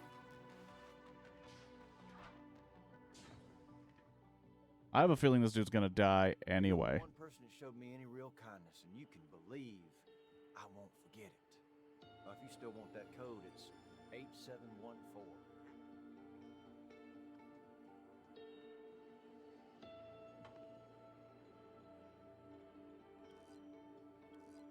I have to put my back to him conveniently.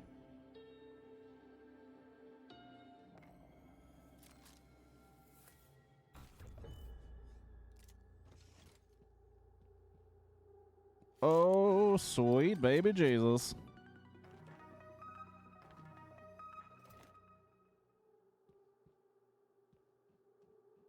Oh, it's got a big ol' screen on the side of it, too.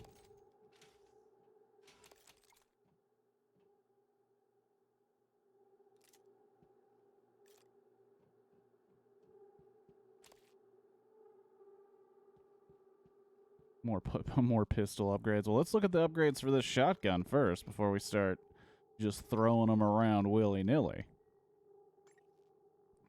Firepower, recoil, ammo capacity, reload speed. Feel like firepower is gonna be my bread and butter. Also, I can only upgrade the magazine capacity right now. I don't know why I took that dude's accent.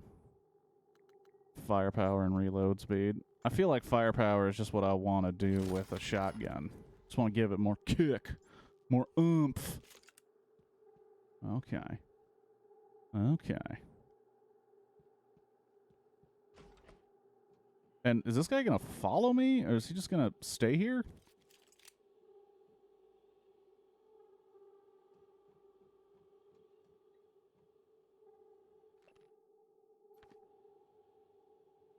Alright. Lockdown in effect.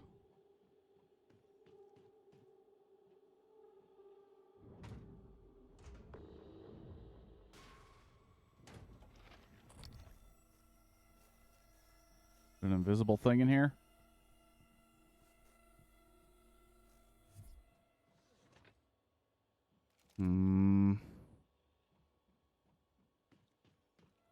There's a couple invisible things in there.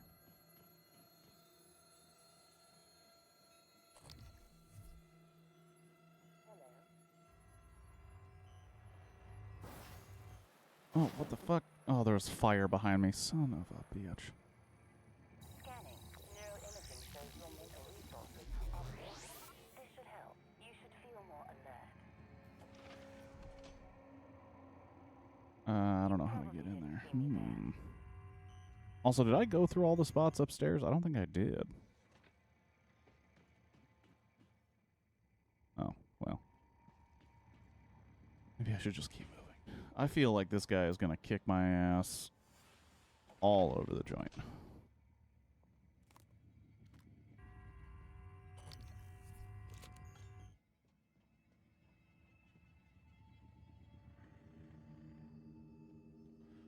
I don't know how to get in there. He's a coward. The guy doesn't follow me. It seems like he's definitely just going to die no matter what happens then. I was afraid of this. The scientists here were in the middle of something when they died. Access to the gut is closed off during experiments. Security protocol. You'll have to finish what they started. Back in the 60s and 70s, the first research teams tried to communicate with the Typhon, but this proved impossible. Their cerebral structures are highly developed and intentional, but somehow unapproachable. They have no speech of their own, no language. They don't seem to even see us. Not like we see ourselves, I mean. I'm generalizing when I say us. Of course, I'm not a person. Not like you. Live exam procedure in progress. Local lockdown in effect until procedure terminates. Okay.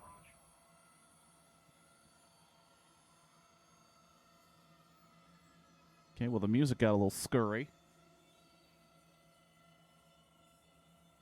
Ready? Oh, spud gun.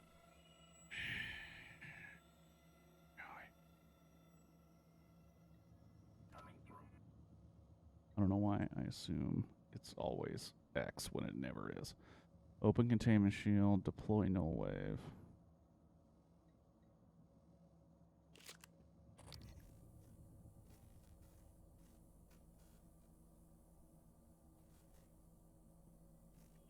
Oh my gosh, Lizzie. Keeping me hydrated, I appreciate it.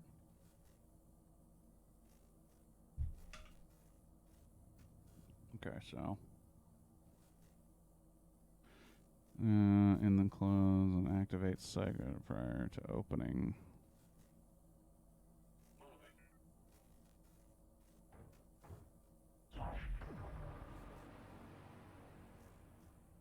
Wait, do I want to open the container first?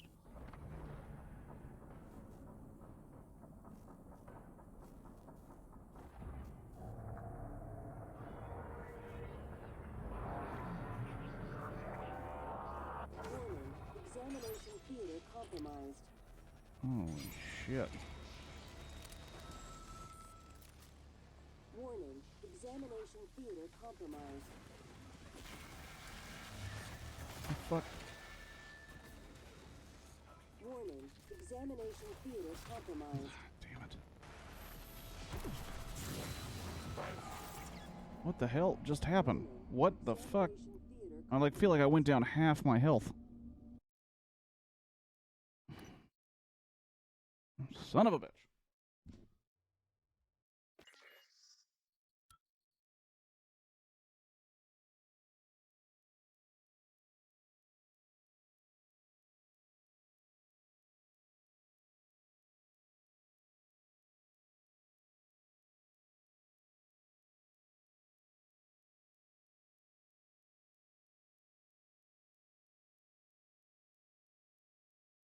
Okay. I'm generalizing when I say us. Of course, I'm not a person. Not like you. Live exam procedure in progress. Local lockdown in effect until procedure terminates. So basically, this Weaver ass will bring things back from the dead.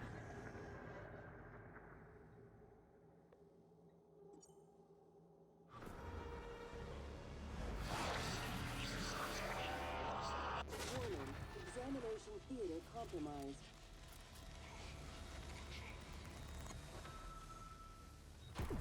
Warning, examination theater compromised.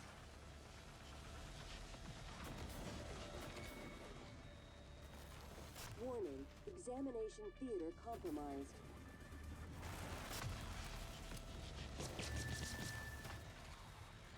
Warning, examination theater compromised. He's moving fast. He's moving fast. Okay. Warning, examination theater compromised.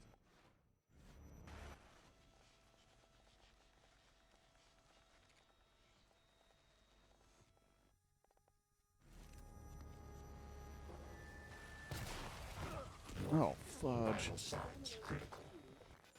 Oh, fudge. Oh, fudge.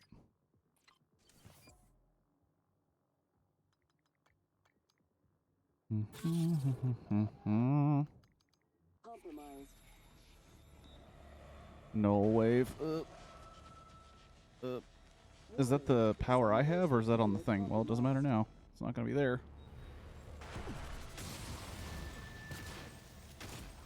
Warning, examination theater compromised. Do stand my ground laws work in space? Examination theater Oh my goodness gracious. Quick to project human features onto things they don't understand. The Typhon kill us without hesitation. But it's not because they're evil. It's because they can't do otherwise. You know what we discovered? They lack mirror neurons. For all their wonderful abilities, there's one thing we can do that they can't. Empathize with the suffering of another living creature. Cool. Well, I'm glad that that's something I could have learned while almost dying. Thanks.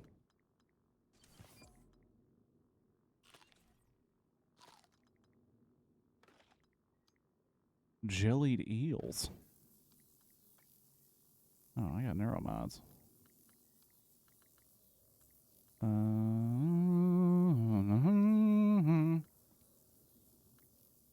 What was the thing you said I should get, Spud Gun?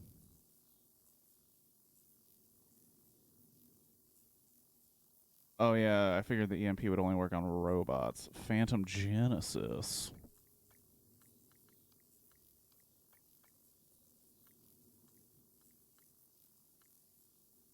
It's in Morph. And I do not seize it.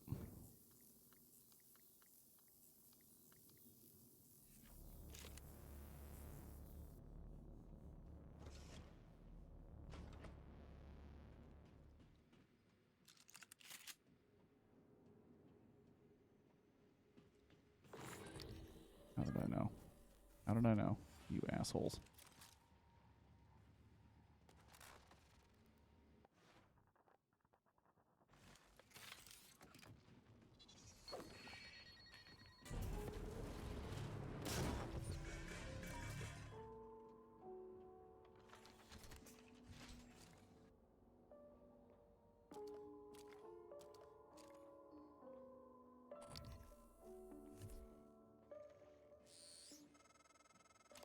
Eradicator auto turrets. TranStar's last-ditch defense against an outbreak. Flimsy. But they're easy to fabricate. Best part is the built-in psychoscope tech. They can discriminate between alien and human targets. Shouldn't be a It's the problem skull for you. thing.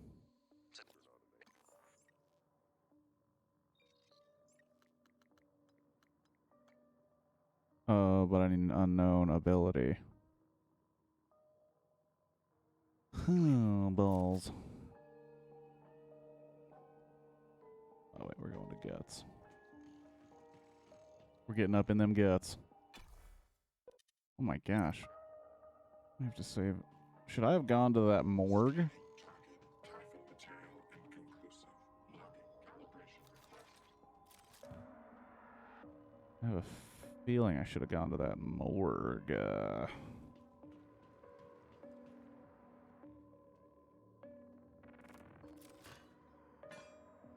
Might need to scan a nightmare. Well, how do I do that? Aaron, are you not gonna do shit, dog? I don't mean to be a nuisance, but when do you think we'll get to that breach? I'm headed out there as we speak. What do you think happened? Hard to say until I lay eyes on it. Could be some micrometeoroids punched a hole. Rare, but it happens. Okay, good. Hopefully it's just that. Is there something you're not telling me? No, of course not. It's just that storage room has classified exotic materials. We really can't have it be inaccessible. I understand. Just wait. To go to the morgue, you mean? Or just wait to do that whole breach situation? Which I'm sure I'm going to have to backtrack through this place anyway.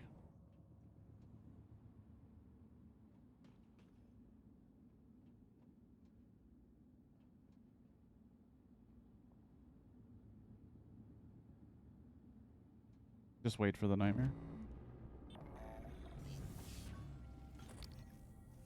Who doesn't need more loot? Looty tooty fresh and fruity.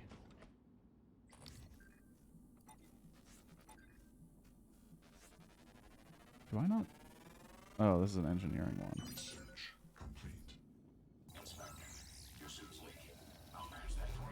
Thanks, bud.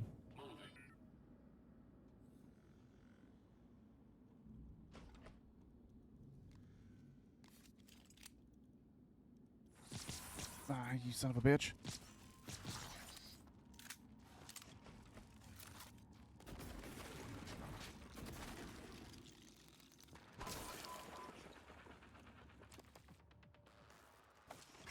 Ah, fuck.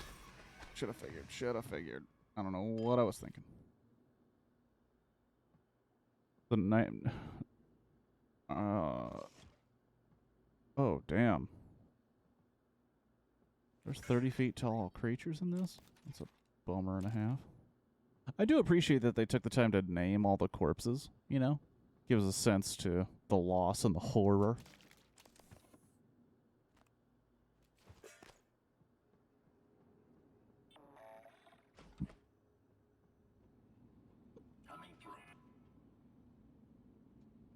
Okay, alright. Looking around.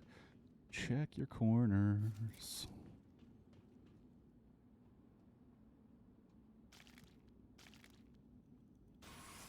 Ah!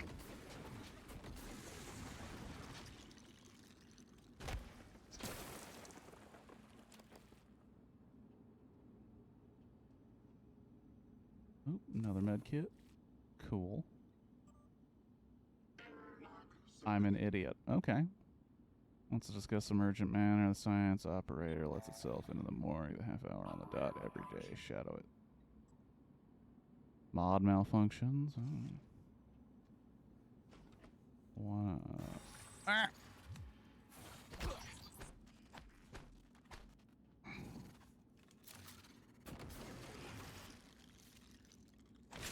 Asshole. Sick of your shit.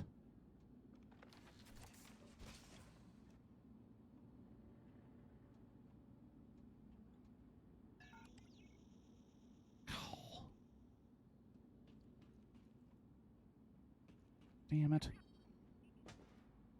Oh, and there's neuromods in there, of course.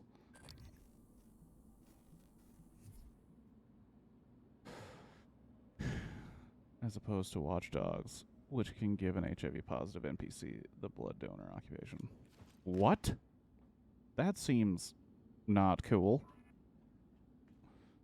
Well, if I was a morgue keycard, where would I be? Well, I'd be on the dead person near the morgue, which it's not.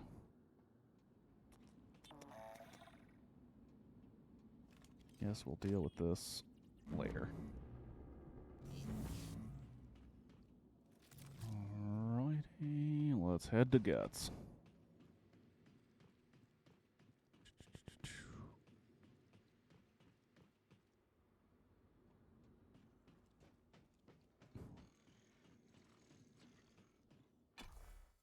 Why not? Let's travel. Let's keep traveling.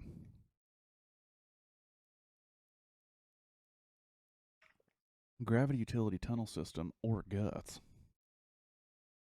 I have not. Spud gun. I don't believe I have encountered a telepath. Are they gonna make me relive my greatest fears?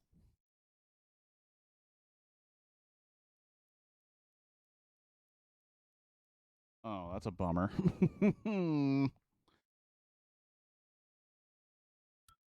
Were you trying to send porn again, dude?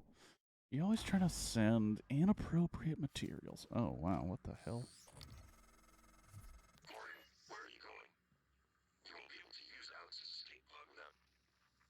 Wait, who are you? Please identify.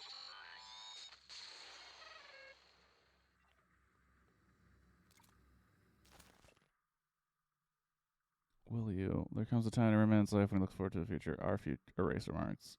What would you do me the honor of accepting the proposition of affection and stupid eraser? Aw, the dude doesn't know how.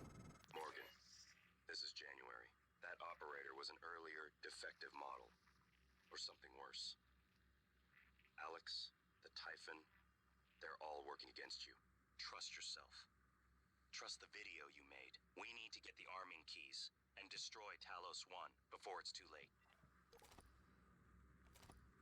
Damn, I had a lot of junk.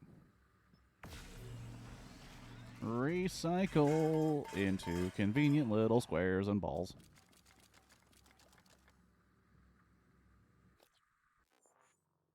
Damn. Okay, so I have...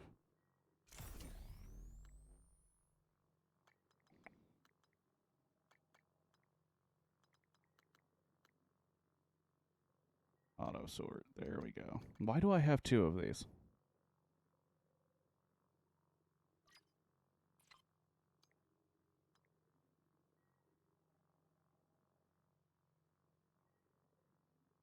All right.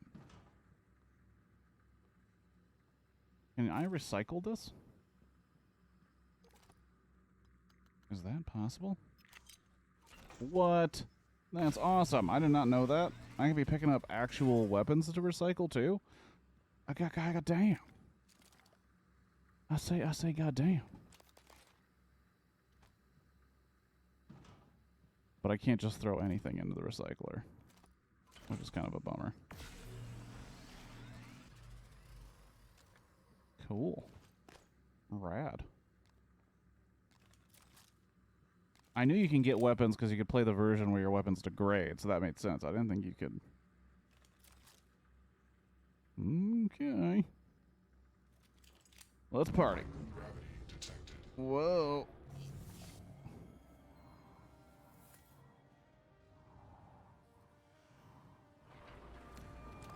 Hey, bud.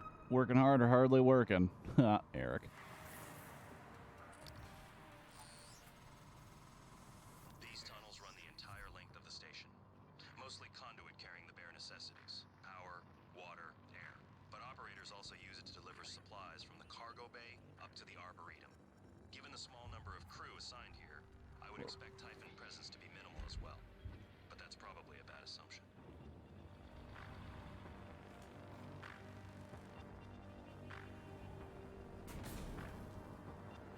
Mm-hmm.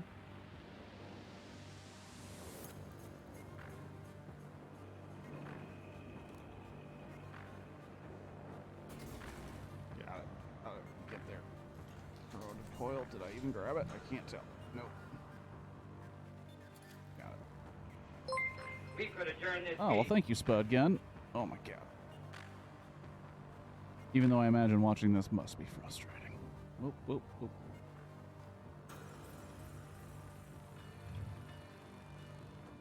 Alright, alright. It's not? Okay. You can throw a lot of things in, though. It makes sense if it's a full-on crazy... Oh!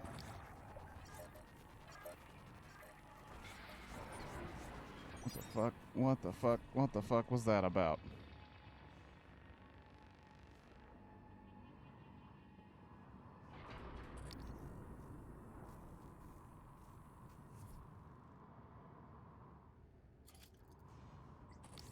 Playing this game, I feel like it's a lot of people's BioShock, which is like...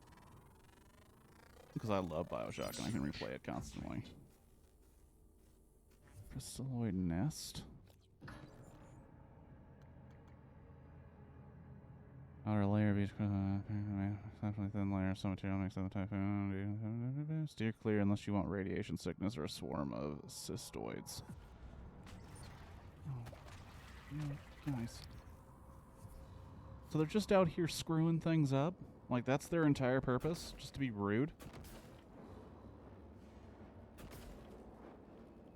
No, no, no.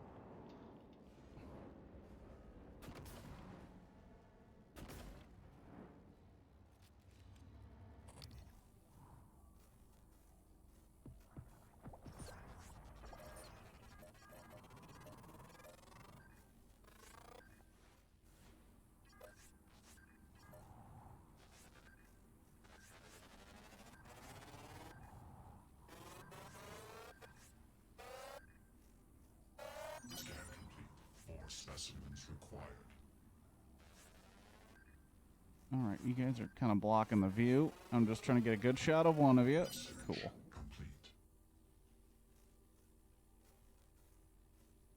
Oh my gosh, Squirtle, don't get me thinking about Jack in the Box curly fries. Yeah, you can keep your neuromods in New Game Plus. The glue gun is very effective.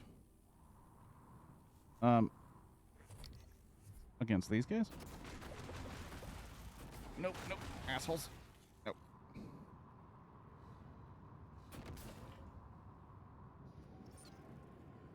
I feel like other people would just be like going, but I am very cautious.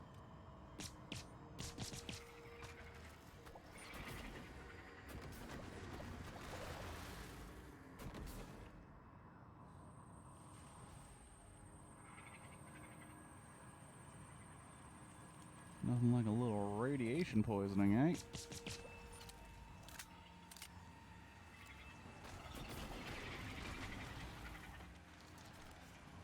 You can throw a Typhoon Lord to make them chase it and explode. Oh,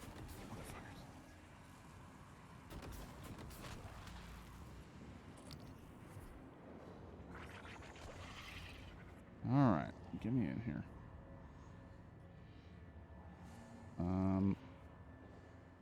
I don't know what the maintenance tunnel... Oh, do I have to find out the maintenance tunnel code in there?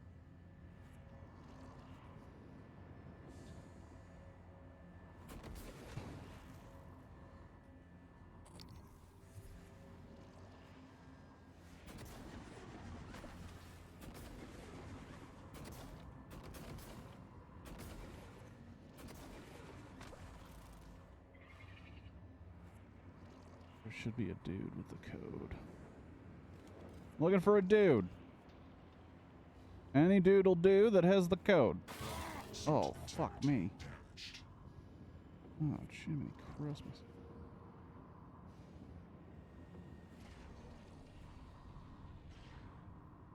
Yo, Spud, what's the maintenance code? There should be a dude with the code. Dude!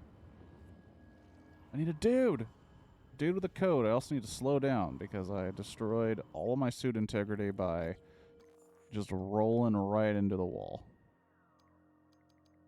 Where are you? Do I not have anything for the suit integrity? Uh-oh. This is a bad way to find that out. Uh-oh. Oh boy. Wait, they're in supply crates. The code is in supply crates?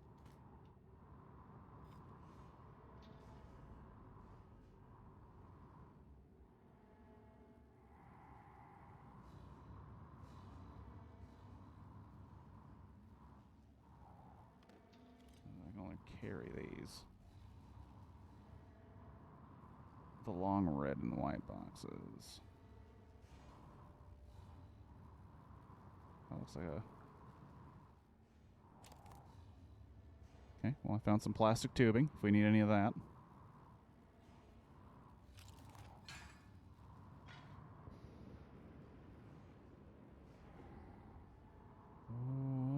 Alright. For some boxes.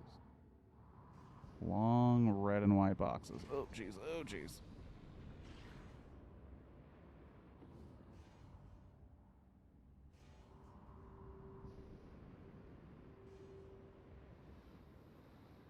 Also an engineer. Whoa. Fuck. God damn it. God damn it. Thing can't fucking turn for shit. Hey. Hey. Yeah, thanks for that.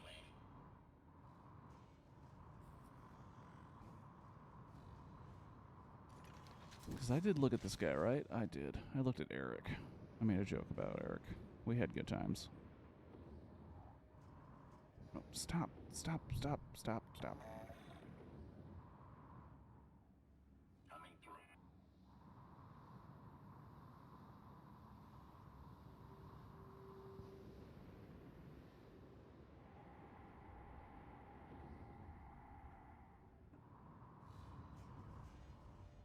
Yeah, alright, I'm actually upside down.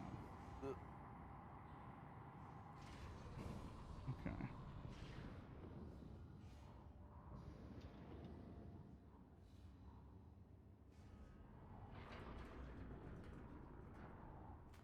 Nope.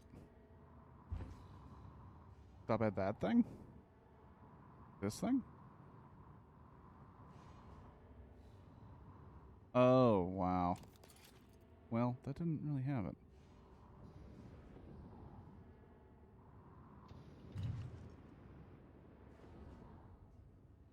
Shit. Monitor station. Okay, well, we got another one, right?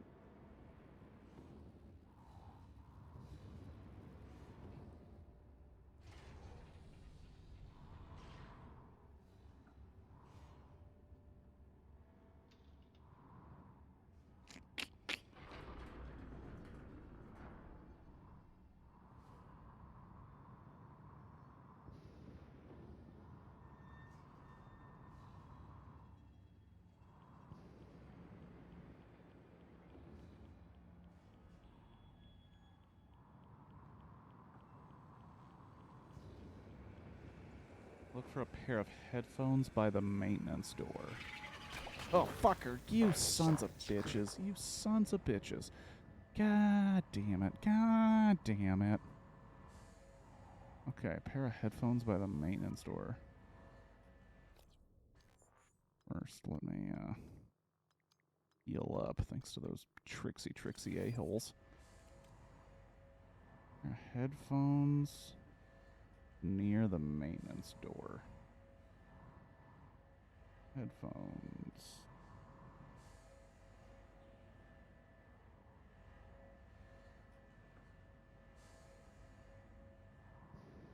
Oh, well, we do have this here.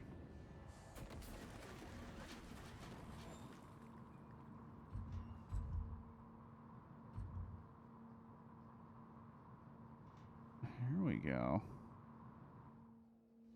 Sometimes we gotta think smarter, not harder.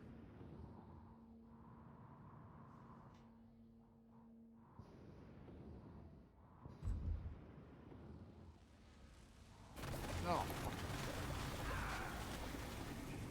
sons of bitches. Show up in the frickin' middle of that. Oh, oh, of course. Why wouldn't there be?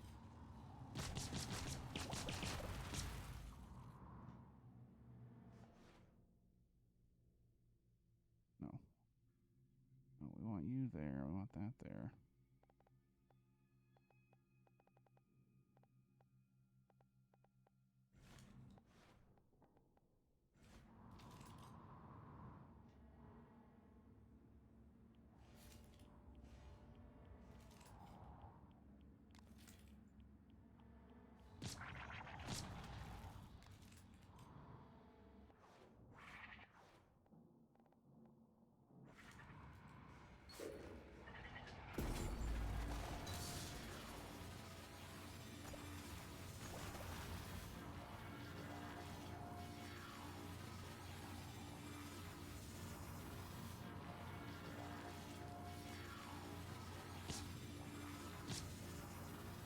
When does it end?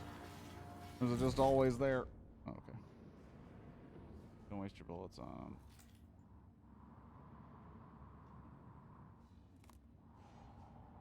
My gosh, really?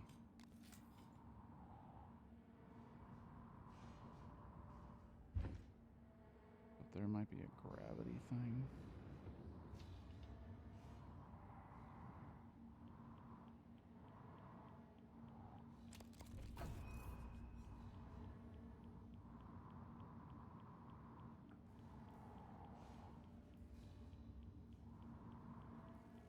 Christmas, dude.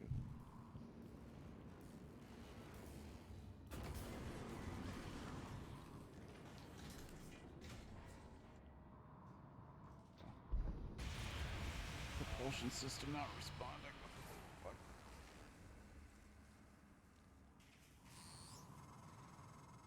Morgan, steady. That pulse hit your suit systems pretty hard. It came from the substation ahead. There's a magnetosphere around Talos 1 that keeps the sun from cooking your insides. Hopefully the generator isn't dying. For your sake. I'll be fine.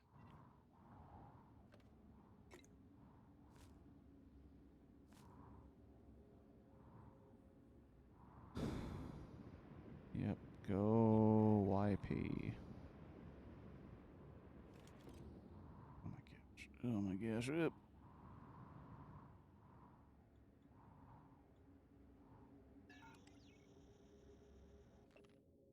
Yonder's climb in the magnosphere control.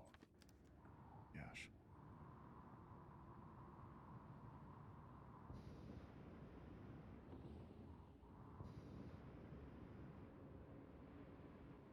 Low gravity detected. Okay, fine.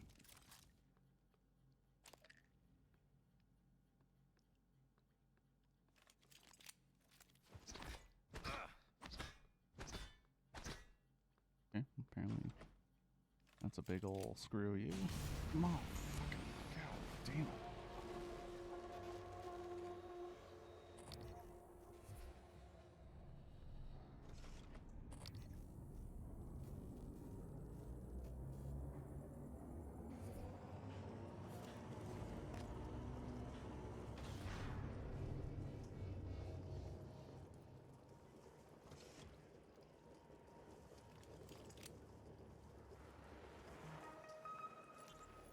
Langley, Hey, what's the matter? he's dead. Whoa, what? Who's dead? Anders, I tried to call security. Do you need a medical team? I said he's dead, Langley. Right. Laurel, take a deep breath. Tell me what happened. Okay, I'm sorry. I'm sorry. Anders went into the mag chamber to test one of the coils that's been flaking on us. I don't know what happened exactly, but there was a pulse. God damn I it. think it cooked him in his suit. God, I'm so sorry, Laurel. Can you get up to the Arboretum? No, Anders had the key Neuroimaging card. shows your mental Okay, got resources it. are below Listen, peak. This just should sit help. tight. You should Don't feel go more into that alert. chamber.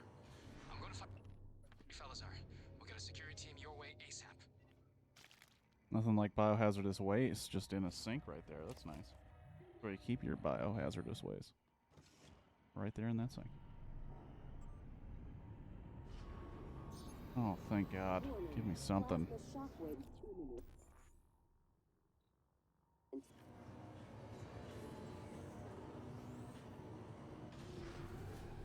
Warning, seek shelter.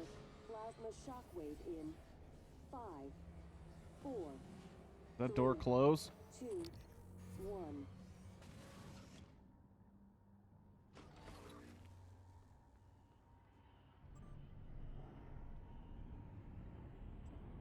Okay. I gotta find somebody, right? Well, I figured, but I'm just checking out. I'm just checking everything out. I overcheck and check and recheck.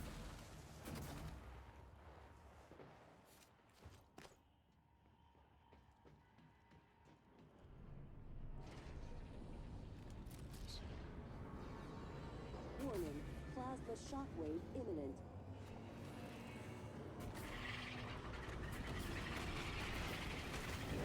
See those fuckers. Plasma shockwave in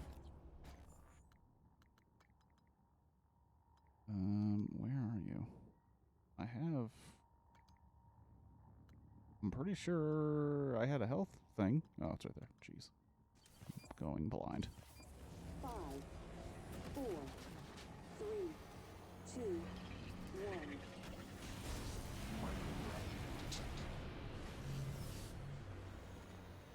Wait, why did I come in here?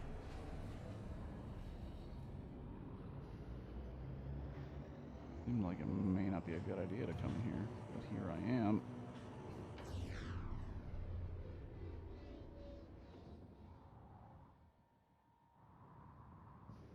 Because there's a guy. That's right, I'm looking for a dead guy. But where is that dead guy? Warning, plasma shockwave imminent. Oh, jeez. Warning, seek shelter. Plasma shockwave in 5, 4, 3, 2, 1.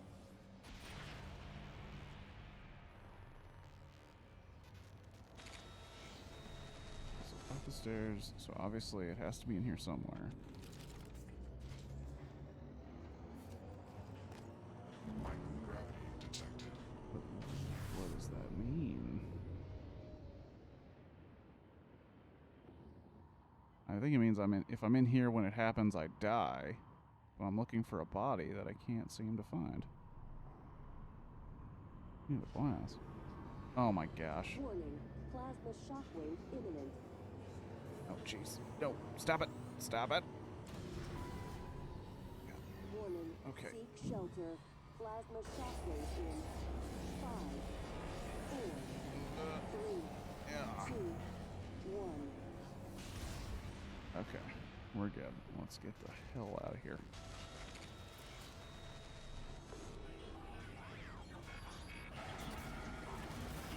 Suit integrity damaged.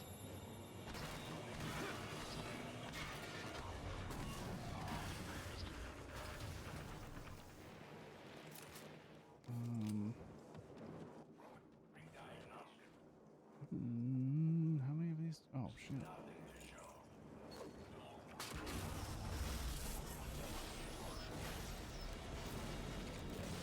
Warning, plasma shockwave imminent.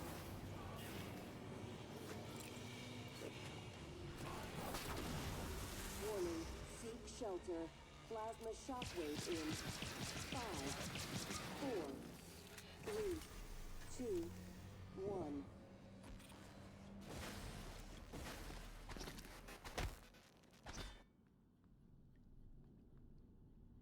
There's got to be a way in there, right?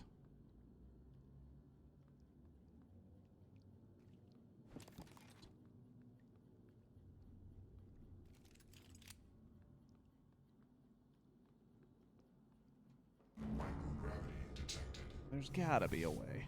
Why else would you put things in there? Or there's a way to get at those things.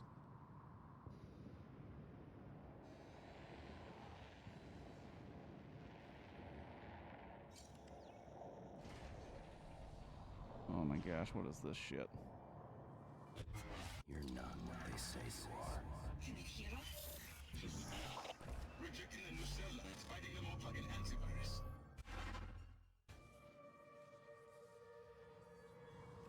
Come on. Okay.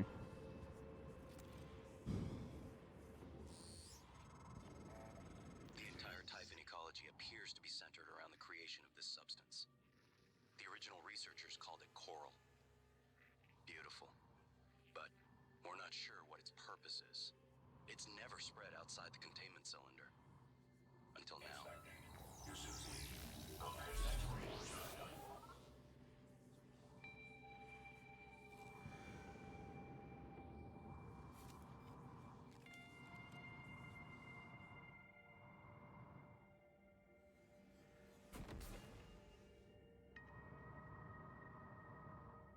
Get the scanning.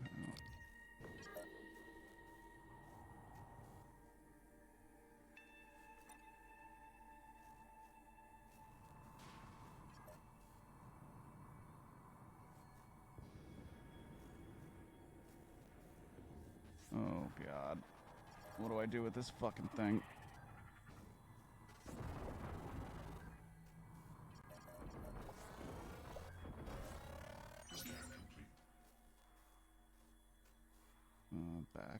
2. New psionic aptitude available.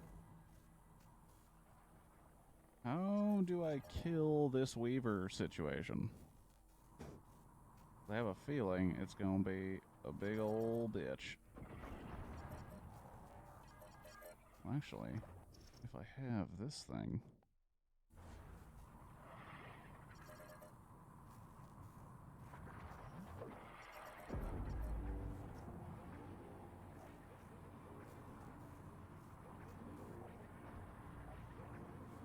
If only you're...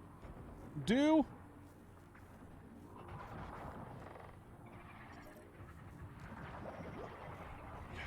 Radiation poisoning detected. Seek medical attention.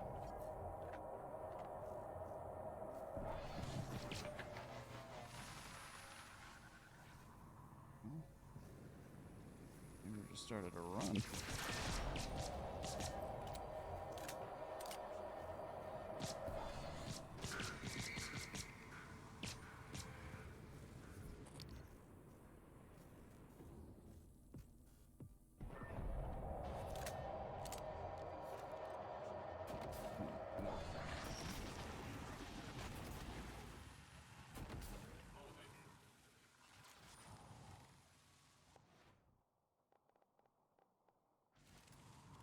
Only 7 ammo left.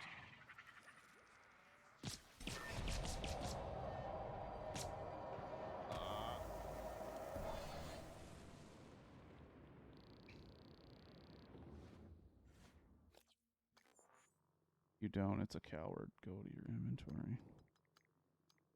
One thing that's definitely gonna happen, we're switching to this boy.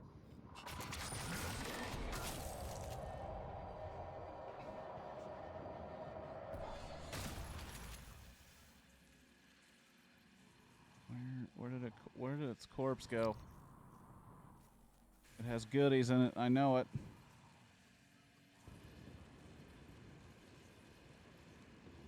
Oh, anti-radiation. I see what you're saying. Fuck, God. Vital signs critical.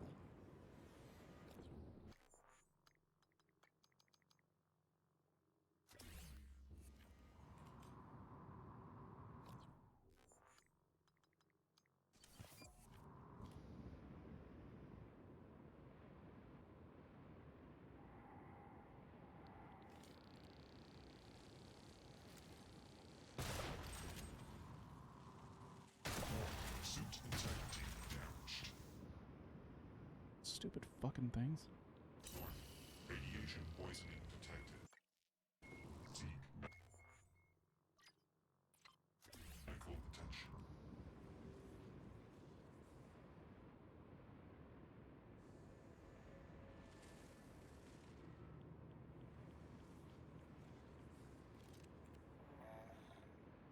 This is Chief Engineer Illusion.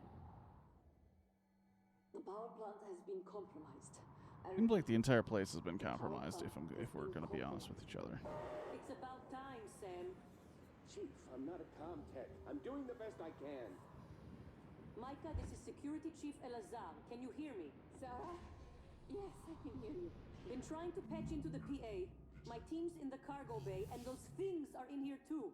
They're crawling all over the station. Check everything around you. Hit it with a wrench. Check the wrench first. Sam, he's right. These things...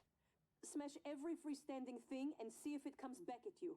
Get to a secure area, and when you're safe, call me via transcribe. Starting to get that sending you a secure pain in my contact. ass All right? Understood. from sitting too long. Left my transcribe in the coolant monitoring station. Oh yeah. Heading there now. I can load myself in. Are you okay? Just catching my breath. Sarah, can you tell me what happened? Micah, get safe, then call.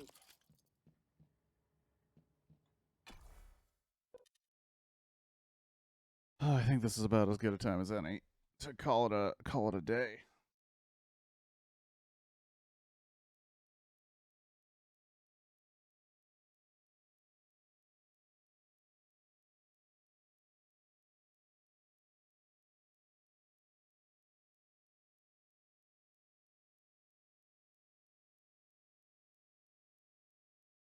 Thank you guys coming by, hanging out. Spud Gun for following and dropping some hot hints. I appreciate. Lizzie coming by, making me stand and drink and hanging out. And of course Squirtle, who was here earlier, and Shadow and Felix and Patrick was here for a little while, and anybody who was coming by and maybe just lurking in the background, I appreciate it.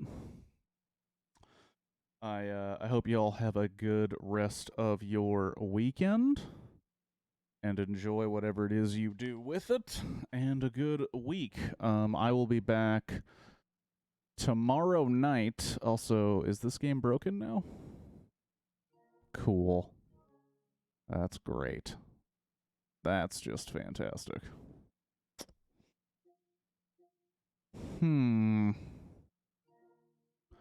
Let's see if we end on a real winner of the game breaking before it's saved.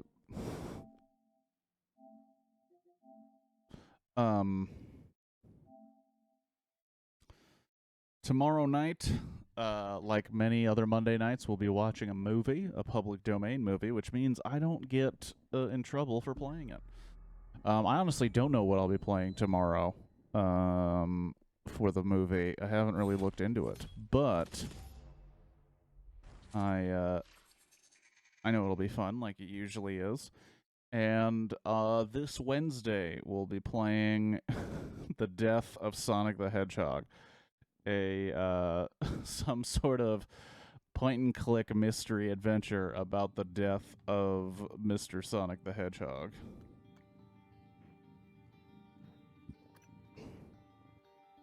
I certainly hope that's about where I was. Let's find out. Maybe it broke the game. Who knows? So yeah, be a movie tomorrow, The Death of Sonic the Hedgehog on Wednesday, and then I'll be back here next Sunday in the morning, maybe with Prey, maybe with more discussions on sci-fi horror movies and tabletop RPGs and stories of the past. Who knows? But I just want to check to see if it lost. I mean, it says that I'm entering the area that I was supposed to, so I'm thinking maybe it's not broken, but if it's gonna do the same thing, then it's ostensibly broken. And maybe a sign to tell me to just start over and pay attention on how to play the game. 5 hours into it. Nope. Looks good. All right. Have a good one, everybody. I'll talk to you later. Peace out.